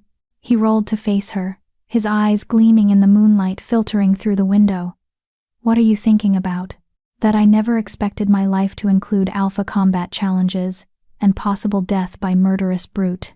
Sarah tried for humor, but it fell flat. "Me neither." Darian reached out, tucking hair behind her ear. "I thought this would be simple. Political arrangement, mutual benefit. Everyone moves on with their lives. Instead, I'm fighting to keep the most stubborn, brilliant, infuriating wolf I've ever met." His voice softened. "And I'm terrified of losing." The admission hung between them, raw and honest. Sarah felt tears prick her eyes. "The mate bond," she whispered. "It's changed, hasn't it?" "Yeah." Darian's thumb traced her cheekbone. "Somewhere between you bleeding in the training yard and refusing to quit in the wilderness, it stopped being convenient and started being real. Real enough to die for. Real enough to kill for." His eyes hardened. "Royce won't take you. I won't let him." Sarah believed him, but she also knew that confidence didn't guarantee victory. "Promise me something," she said. "Anything. If something goes wrong, if somehow Royce wins, promise me you'll let me go. Don't do anything stupid trying to get me back. Protect Shadow Peak first." "No." "Darian." "No," he repeated firmly. "I'm not promising that. If he takes you, I'll burn Iron Ridge to the ground and salt the earth. That's my promise." It should have scared her, the violence in his voice, the absolute certainty. Instead, it made her feel safer than she'd ever felt in her life. "Okay," she whispered. "Then I promise you something. I won't go easily. If Royce wins, he'll have to drag me away, kicking and screaming. And I'll make his life hell every single day until you come for me." Darian's laugh was rough. "That's my girl." "Your girl," Sarah repeated, testing the words. "Yeah, I think I am." He kissed her then, deep and desperate and full of everything they hadn't said yet. Sarah kissed him back. pouring her fear and hope and determination into it. Tomorrow, she'd face the monster who wanted to steal her life, but tonight, she was exactly where she belonged. Chapter 9. The Monster. The neutral ground was a clearing in the forest, marked by ancient standing stones that predated any pack's memory. Sarah arrived with Darian, Kara, and 6 of Shadowpeak's most trusted warriors. The air was crisp with early winter cold, and her breath misted as she stepped from the vehicle. Alpha Royce was already there. He stood in the center of the clearing, massive and imposing. Sarah had thought Darian was large, but Royce dwarfed him. 7 feet of pure muscle, with a scarred face that spoke of countless battles. His eyes were pale blue, cold and calculating as they fixed on her. "So this is the prize," Royce said, his voice a rumble like distant thunder. "The little runt that's caused so much fuss." Sarah felt Darian tense beside her, but she stepped forward before he could respond. "I'm Sarah Ashford, and I'm nobody's prize." Royce laughed, a sound that made her skin crawl. "Ashford. You've taken his name already. How sweet." He moved closer, circling her like a predator. "Tell me, little runt, does he keep you warm at night? Does he make you feel protected?" "He makes me feel valued," Sarah said, keeping her voice steady. "Something I doubt you understand." The smile dropped from Royce's face. "Careful, girl. You're not pack yet, not truly, and disrespect to an alpha has consequences. I'm here because you challenged my mate bond, because you think you can take what's not yours through violence." Sarah held his gaze, refusing to look away despite every instinct screaming at her to submit. "That sounds like disrespect to me." Royce's eyes flashed gold, his wolf rising to the surface. "Bold words from such a weak creature. I could snap you in half." "Then why haven't you?" Sarah took a step closer, her heart hammering but her feet steady. "Why challenge Darian at all? If you're so confident in your strength, why not just take what you want?" "Because that's not how this works," Kara said from behind Sarah, her voice hard. "Even brutes like you have to follow pack law sometimes." Royce's attention shifted to Kara, and something ugly crossed his face. "Kara Steelclaw. Still playing warrior in Shadowpeak? I remember when you begged to join Iron Ridge. What was it I said? Oh yes, you weren't strong enough. And yet here I am, head warrior of a pack that doesn't need to brutalize its members into submission." Kara's smile was all teeth. "Funny how that works." The tension ratcheted higher. Royce's warriors, 6 of them, all massive and scarred, moved closer. Shadowpeak's warriors responded in kind. The clearing felt like a powder keg waiting for a spark. "Enough." Darian's voice cut through the hostility. "Royce, you wanted to meet my mate. You've met her. Now let's discuss terms." "Terms?" Royce turned his attention back to Darian. "The terms are simple. We fight in 2 days. I win. She comes with me. You win. I leave Shadowpeak alone. Standard right of contest. And if you lose, you forfeit any future claims on Sarah or Shadowpeak territory," Darian added. "Complete and permanent." "Agreed." Royce's smile was predatory. "Though I won't lose. I haven't lost a challenge in 15 years. There's a first time for everything," Sarah said quietly. Royce looked at her again, really looked at her this time. Sarah felt his gaze like ice water, searching for weakness, for fear. She forced herself to stand tall, to meet his eyes without flinching. "You've got spirit," Royce said finally. "I'll enjoy breaking it." "You'll never get the chance," Darian growled, moving to stand beside Sarah. "We'll see." Royce gestured to his warriors. 2 days, Ashford.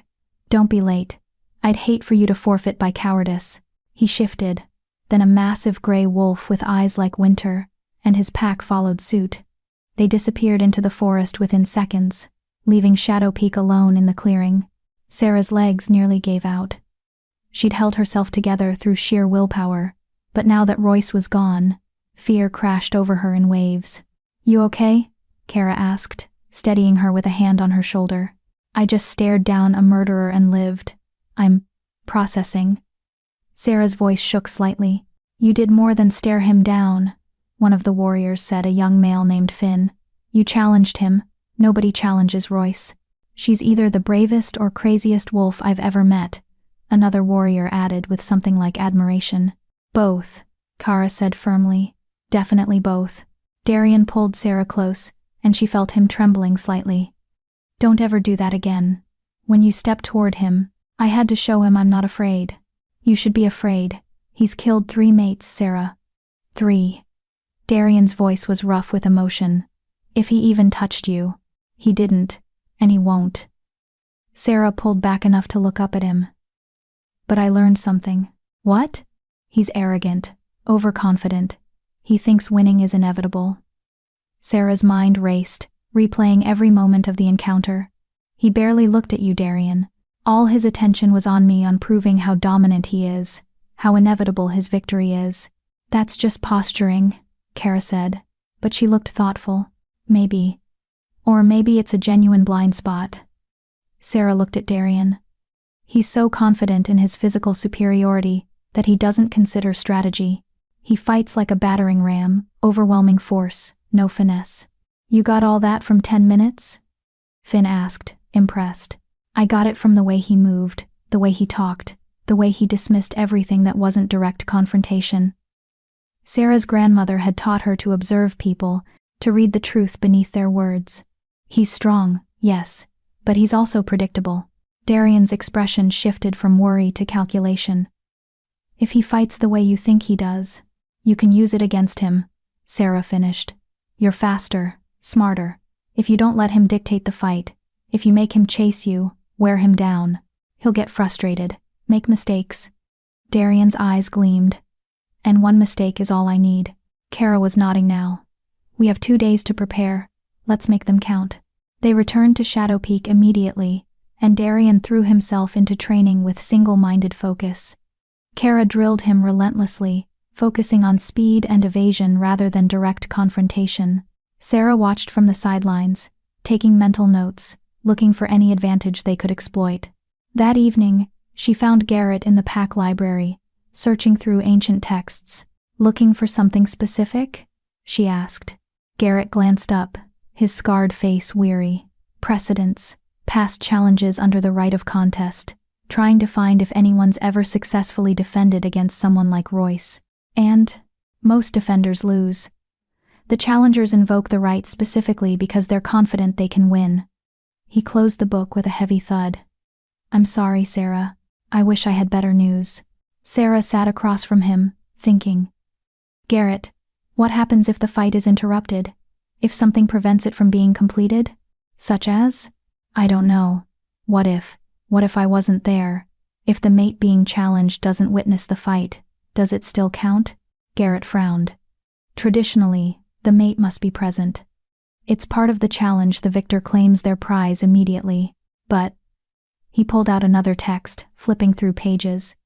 There's no explicit requirement in the law itself, just tradition. So if I wasn't there, the fight could proceed. But the immediate claiming couldn't happen, theoretically. But Royce would just hunt you down afterward if he won. Garrett studied her carefully. What are you thinking? I'm thinking that traditions become laws because nobody questions them. But if we're dealing with ancient laws nobody's invoked in 50 years, maybe there are loopholes nobody's considered. Sarah leaned forward. What if we could disqualify Royce before the fight even begins? On what grounds? That's what I need to figure out. Sarah's mind raced through everything she'd learned about pack law. There has to be something. Some requirement he's not meeting. Some technicality we can exploit. Garrett's expression shifted to something like hope. You know, for someone who was considered the weakest wolf in her old pack, you think like an alpha. I think like someone who's tired of being underestimated. Sarah stood. Keep looking through those texts. Anything about challenge requirements, witness rules, grounds for disqualification. I'll do the same. They worked through the night, poring over dusty volumes that hadn't been opened in decades. Pack law, ancient treaties, historical precedents. Sarah's eyes burned from reading by candlelight, but she refused to stop. Somewhere in these pages was the answer. It had to be. As dawn broke, Sarah found it. A single paragraph in a text, so old the pages crumbled at her touch. Requirements for invoking the right of contest. She read it 3 times to make sure she understood correctly, then ran to find Garrett. He was asleep at his desk, head pillowed on an open book. Sarah shook him awake. "Garrett, look at this." He blinked blearily at the page she thrust in front of him, then his eyes widened. "Moon goddess above," he breathed. "How did we miss this?" "Because nobody's invoked the right of contest in 50 years, and this book is probably twice that old." Sarah could barely contain her excitement. "It's right there. The challenger must prove they can provide for the mate they're claiming. Specifically, they must demonstrate adequate territory, resources, and stable pack structure. Royce has all that. Iron Ridge is a large pack with substantial territory. But look at the next line." Sarah pointed. "The challenger must also prove no prior claims exist on their ability to mate. Meaning no existing mates, no broken bonds, no deaths of previous mates under suspicious circumstances," Garrett finished, sitting up straight. "Sarah, if we can prove Royce killed his previous mates, he's disqualified from claiming a new one under the right of contest. Can we prove it?" "Can we prove it? I don't know. But we have 2 days to try." Garrett was already moving, gathering papers. "We need to contact wolves who knew his mates, get testimonies, build a case. Will the Challenge Council accept it? If we present evidence before the fight begins, they'll have to consider it. It's law." Garrett gripped her shoulders. "Sarah, you might have just saved Darian's life. And your own." Relief and hope warred with caution in Sarah's chest. "We still need proof. Real, undeniable proof." "Then let's find it." They woke the council. Within an hour, messengers were dispatched to neighboring packs, to anyone who might have information about Royce's dead mates. Darian was brought in and briefed, his expression shifting from confusion to fierce hope. "If this works," he started. "It has to work," Sarah said firmly. "Because I'm not letting you die for me, and I'm definitely not becoming Royce's next victim." Darian pulled her close. "Have I mentioned lately that you're extraordinary? Not in the last few hours. Consider it mentioned." He kissed her forehead. "You might have just beaten a challenge before it even began. Don't celebrate yet. We still need evidence." But Sarah allowed herself a small smile. "Though I have to admit, I'm getting really good at this whole refusing to lose thing." "It's your best quality," Kara said from the doorway. She'd been training all night and looked exhausted. "Though, if we're calling off the fight, someone should probably tell my muscles. They're very confused about why I pushed Darian so hard." "We're not calling anything off yet," Garrett warned. "This is a long shot. Royce has covered his tracks well. Getting anyone to testify against him will be dangerous." "Then we make it worth the danger," Sarah said.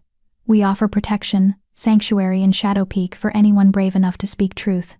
Whatever it takes." Darian looked at her with something like awe. 2 weeks ago, you were the runt nobody wanted. Now you're strategizing like a born leader." 2 weeks ago, I had nothing to fight for," Sarah corrected. "Now I have everything." "That changes a person." It did. And as messengers returned throughout the day with whispers of testimony, rumors of evidence, Sarah felt hope building. They had a chance. A real chance. Now they just had to survive long enough to use it. Chapter 10. The Victory. The day of the challenge dawned gray and cold. Sarah woke with Darian's arms wrapped around her, both of them having barely slept. Today would decide everything: their future, their bond, their very lives. "Did the last messenger return?" Sarah asked quietly. "An hour ago." Darian's voice was rough. "Garrett has the testimony compiled. 3 witnesses willing to speak against Royce, all former Iron Ridge Pack members who fled after his mates died. It's not perfect evidence, but it's enough to raise serious questions. Will it be enough to disqualify him? We're about to find out." They dressed in formal attire. Sarah in the deep green robes that marked her as Shadow Peak's alpha mate, Darian in the ceremonial leathers of a challenged alpha. The entire pack would travel to neutral territory for the challenge. Win or lose, everyone needed to witness it. The council met them at the pack house entrance. Garrett carried a leather satchel containing all their evidence, testimonies, documents, even a healer's report on one of Royce's mates that suggested poisoning rather than accident. "This is going to be ugly," Helena warned. "Royce won't take the accusation lightly. Even if we disqualify him from the right of contest, he might challenge anyway. Claim regular combat challenge instead. Then we fight, Darian said simply. But at least it won't be for Sarah. Regular challenges don't have mate claiming attached. Small comfort if you die, Kara muttered, but she fell into step beside them. The journey to neutral territory felt both endless and too short. Sarah sat pressed against Darian in the vehicle, their hands intertwined, the mate bond humming between them. She could feel his fear not for himself, but for her. And her own fear. Sharp and bright, that everything they'd built might shatter today. Whatever happens, Sarah said softly, I want you to know something. Don't. Darian's grip tightened. Don't do goodbyes. We're not losing today. I'm not saying goodbye. I'm saying thank you. Sarah turned to look at him fully. You chose me when nobody else would. You gave me a chance to prove myself. Even if this all goes wrong. It won't. Even if it does. I've had more real life in these few weeks than in 23 years in Moonridge. So thank you. For seeing something in me worth choosing. Darian's expression cracked the stone facade, falling away to reveal raw emotion. I'm not losing you. I can't. The mate bonds Sarah. It's not convenient anymore. It's not political. I know, she whispered. I feel it too. They didn't say the words. Didn't need to. Love was in the way he held her, in the way she'd fought for him, in every moment they'd built together. The convoy pulled into the clearing. Dozens of vehicles were already there, representatives from every pack in the region, come to witness the challenge. The standing stones loomed like silent judges, ancient and implacable, and at the center, waiting with his warriors, stood Royce. He looked even more massive in the gray morning light, a mountain of muscle and menace. His cold eyes found Sarah immediately, and he smiled, the expression making her skin crawl. Ashford, Royce called out. Ready to lose everything? Ready to expose you for the murderer you are, Darian called back. The clearing went silent. Every wolf present turned to stare.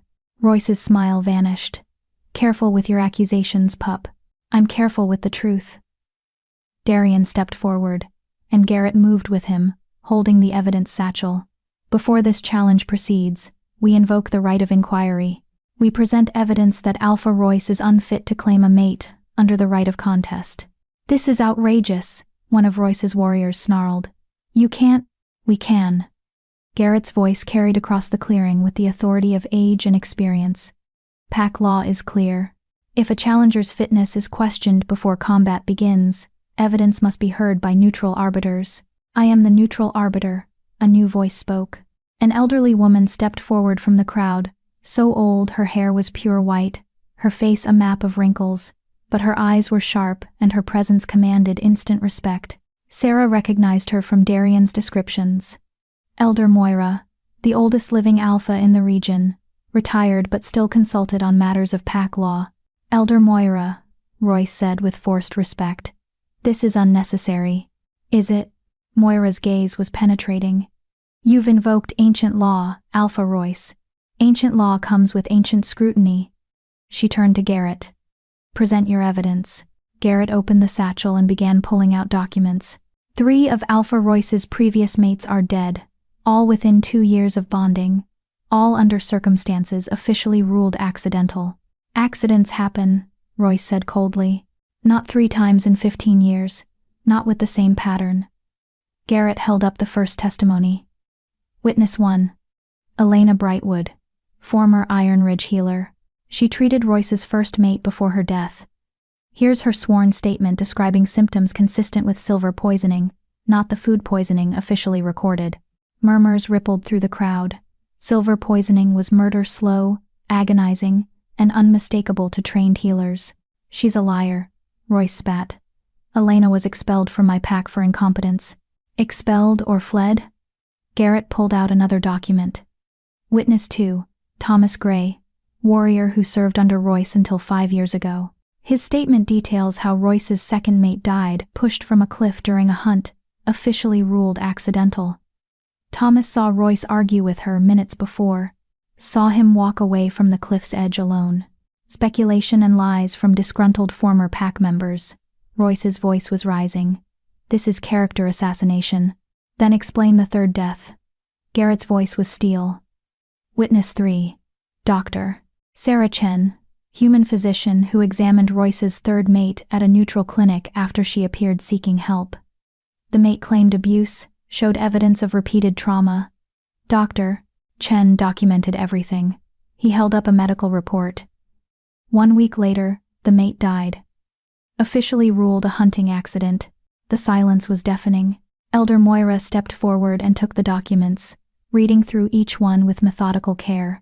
The minutes stretched like hours. Sarah felt Darian's tension through the bond, felt her own heart hammering against her ribs. Finally, Moira looked up. Alpha Royce, these allegations are serious.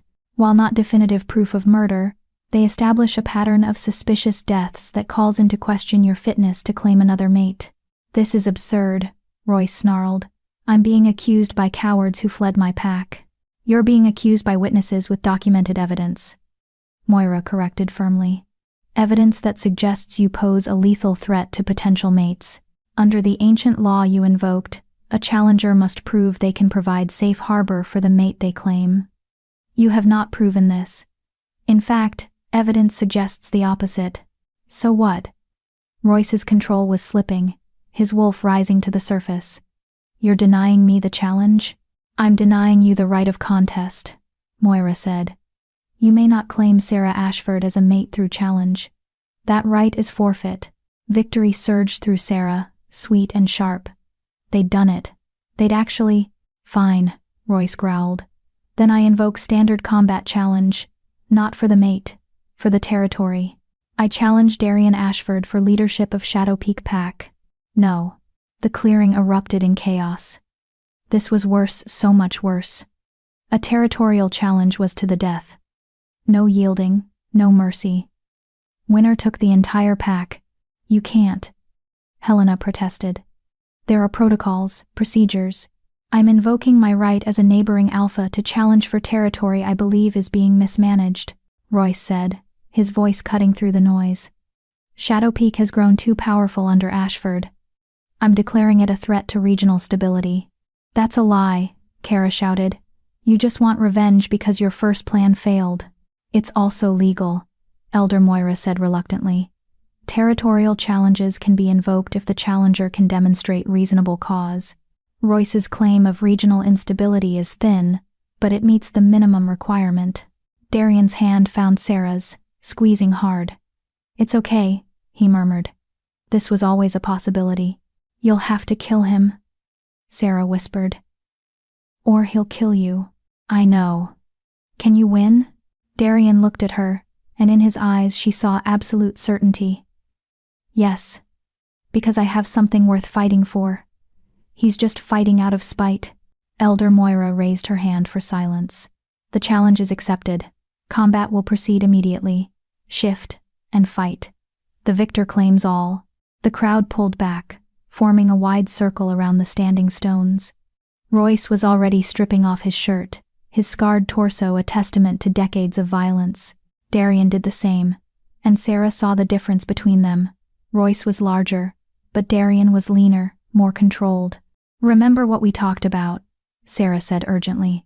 Don't let him control the fight. Use your speed. I remember. Darian cupped her face in his hands. I love you. I should have said it before, but I'm saying it now. I love you, Sarah. Tears stung her eyes. I love you too, so you'd better win, because I'm not done with you yet. He kissed her fierce and quick, then moved to the center of the circle. Royce was waiting, already shifted into his massive gray wolf. He was enormous in wolf form, all teeth and muscle and barely contained rage. Darian shifted. His dark wolf was smaller than Royce's, but moved with liquid grace. He circled slowly, amber eyes calculating, looking for openings. Royce lunged. The battle was brutal from the first moment. Royce fought like Sarah had predicted, overwhelming force, trying to use size and strength to crush his opponent. Darian danced away, teeth finding flesh but never staying still long enough for Royce to pin him. Blood stained the ground within minutes. Sarah watched with her heart in her throat, nails digging into her palms. Every time Royce's jaws snapped close to Darian's throat, she felt the mate bond scream in terror. Every time Darian's teeth found purchase, tearing flesh, she felt grim satisfaction. The fight raged on. 5 minutes became 10, then 15. Royce was tiring, his attacks growing sloppier, his breathing labored. He'd expected a quick victory, overwhelming force crushing opposition. But Darian refused to be crushed. He bled from a dozen wounds but kept moving, kept striking, wearing down his larger opponent like water wearing stone. "Come on," Kara muttered beside Sarah. "Finish it, Darian, finish it." As if hearing her, Darian changed tactics. Instead of circling away from Royce's next charge, he dove forward under the larger wolf's guard. His teeth found the vulnerable underside of Royce's throat and clamped down. Royce howled, a sound of rage and terror combined. He thrashed wildly, trying to shake Darian off, but Darian's jaws were locked tight. They rolled across the ground, a tangle of fur and blood and desperation. Then Royce went still. Not dead, Sarah could see his sides still heaving, but defeated, unable to continue. Darian released his throat and stepped back, still in wolf form, watching to see if Royce would rise for another attack. Royce shifted back to human, one hand pressed to his bleeding throat. His face was a mask of rage and humiliation. "Yield," Elder Moira commanded. "Yield or die, Alpha Royce." For a long moment, Sarah thought Royce would choose death over humiliation. His eyes burned with hatred as they fixed on Darian. Then, finally, he spat out the word, "Yield." The clearing erupted in howls, Shadow Peak wolves celebrating, others simply acknowledging the victory. Darian shifted back to human, swaying slightly from blood loss and exhaustion. Sarah ran to him, supporting his weight. "You did it. You won." "We won," he corrected, leaning on her. "Your plan saved us before the fight even started. Everything after was just cleanup." Mira was already there with medical supplies, checking Darian's wounds. "Nothing critical, but you need stitches. Several of them." "Later," Darian said, his eyes on Royce. "We settle this first." Elder Moira approached Royce, who was being tended by his own pack members. "Alpha Royce, you challenged and lost. Under pack law, you forfeit your right to make any future claims against Shadow Peak or its alpha mate. Do you acknowledge this?" "I acknowledge it," Royce ground out. He looked at Sarah, and the hatred in his eyes made her step closer to Darian. "Enjoy your victory, Runt. It won't last forever." "That sounds like a threat," Darian said quietly. "It's a promise." Royce stood, despite his wounds. "Shadow Peak may have won today, but there are always more challenges, more threats. Your little mate might have been clever once, but cleverness runs out eventually. So does luck," Kara said, moving to stand beside Darian and Sarah. "And you've just run out of yours. Leave our territory." Now, Royce's warriors helped him to his vehicle. The Iron Ridge contingent departed in tense silence, leaving the gathered packs to witness the aftermath. Elder Moira approached Darian with something like approval. "You fought well, Alpha Ashford. And your mate." She turned to Sarah. "Your mate fought even better, using law and evidence instead of claws and teeth. That's wisdom." "Thank you, Elder," Sarah said, her voice shaking slightly with relief and delayed fear. "Treasure her," Moira told Darian. "Mates who can think and fight are rare. Don't waste this gift." "I won't," Darian promised. As the packs began to disperse, Shadow Peak's wolves surrounded their alpha and his mate. Garrett clasped Darian's shoulder. Helena offered a rare smile to Sarah. Even wolves who'd been skeptical of her now looked at her with respect. "You saved us," one of them said. "Your research, your plan, it saved all of us." "We saved ourselves," Sarah corrected. "Together." That's what packs do. The celebration at Shadow Peak that night was legendary. Fire pits blazed against the winter darkness. Food and drink flowed freely, and stories of the challenge were already being embellished into pack mythology. Sarah sat with Darian away from the main celebration, in a quiet corner where they could finally breathe. His wounds had been stitched and bandaged, and he'd heal completely within days thanks to wolf metabolism. But for now, he looked exhausted and content. "I meant what I said," Darian murmured, pulling her close. "I love you. Not because of convenience or politics. Because you're brilliant and stubborn and you've changed everything. I love you too, Sarah whispered. Though I have to say, your courting techniques are unconventional. Most alphas don't include death threats and combat challenges in the romance. He laughed, the sound warm against her hair. Most alphas don't get mates who can outthink territorial challengers. Guess we're both special. Special, Sarah agreed, then sobered. Royce's threat though. Do you think he'll come back? Maybe. Probably. Darian's arms tightened around her. But we'll be ready. You taught me that today, that strength isn't just about fighting. It's about thinking, planning, using every advantage we have. We make a good team. The best. He tilted her face up to his. Marry me. Sarah blinked. What? Marry me. Properly. Not just a mate bond for politics, but a real marriage. The whole ceremony. Vows before the moon goddess. Everything. His eyes were earnest. I want everyone to know you're not just my mate. You're my partner, my equal, my choice, every single day. Tears spilled down Sarah's cheeks. Yes, of course yes. He kissed her, then deep and slow and full of promise.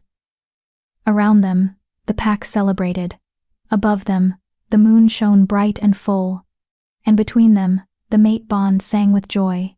Sarah had started this journey as an unwanted runt, sitting alone at a mating ceremony. Now she was Sarah Ashford, alpha mate, strategist, warrior in her own right, and beloved partner to the most dangerous alpha in 3 territories. She'd been chosen when no one else would. And in being chosen, she'd found herself. The end of her old life. The beginning of everything new. If Sarah's journey from invisible to invaluable has touched your heart, if you believe that our greatest strength lies not in never falling but in rising every single time, then subscribe now. Join a community that knows worth isn't given, it's earned, fought for, and proven through courage that refuses to break. Thank you for witnessing Sarah's transformation. Thank you for believing that even the smallest wolf can change everything. Epilogue. 6 months later. Spring came to Shadow Peak with warmth and new life. Sarah stood in the Great Hall, now redecorated to reflect both Darian's strength and her own growing influence. Maps covered one wall not just of Shadow Peak territory, but of all the neighboring packs, trade routes, alliance possibilities. She'd become Shadow Peak's unofficial diplomat, her ability to think strategically proving invaluable in negotiations. The Moonridge delegation will be here tomorrow, Darian said, entering with papers in hand. Alpha Blackwood is bringing a proposal for expanded trade agreements. And an apology, I hope, Sarah said wryly. Considering how they treated their runt before I left. You're not bitter at all, Darian teased. Just realistic. But Sarah smiled.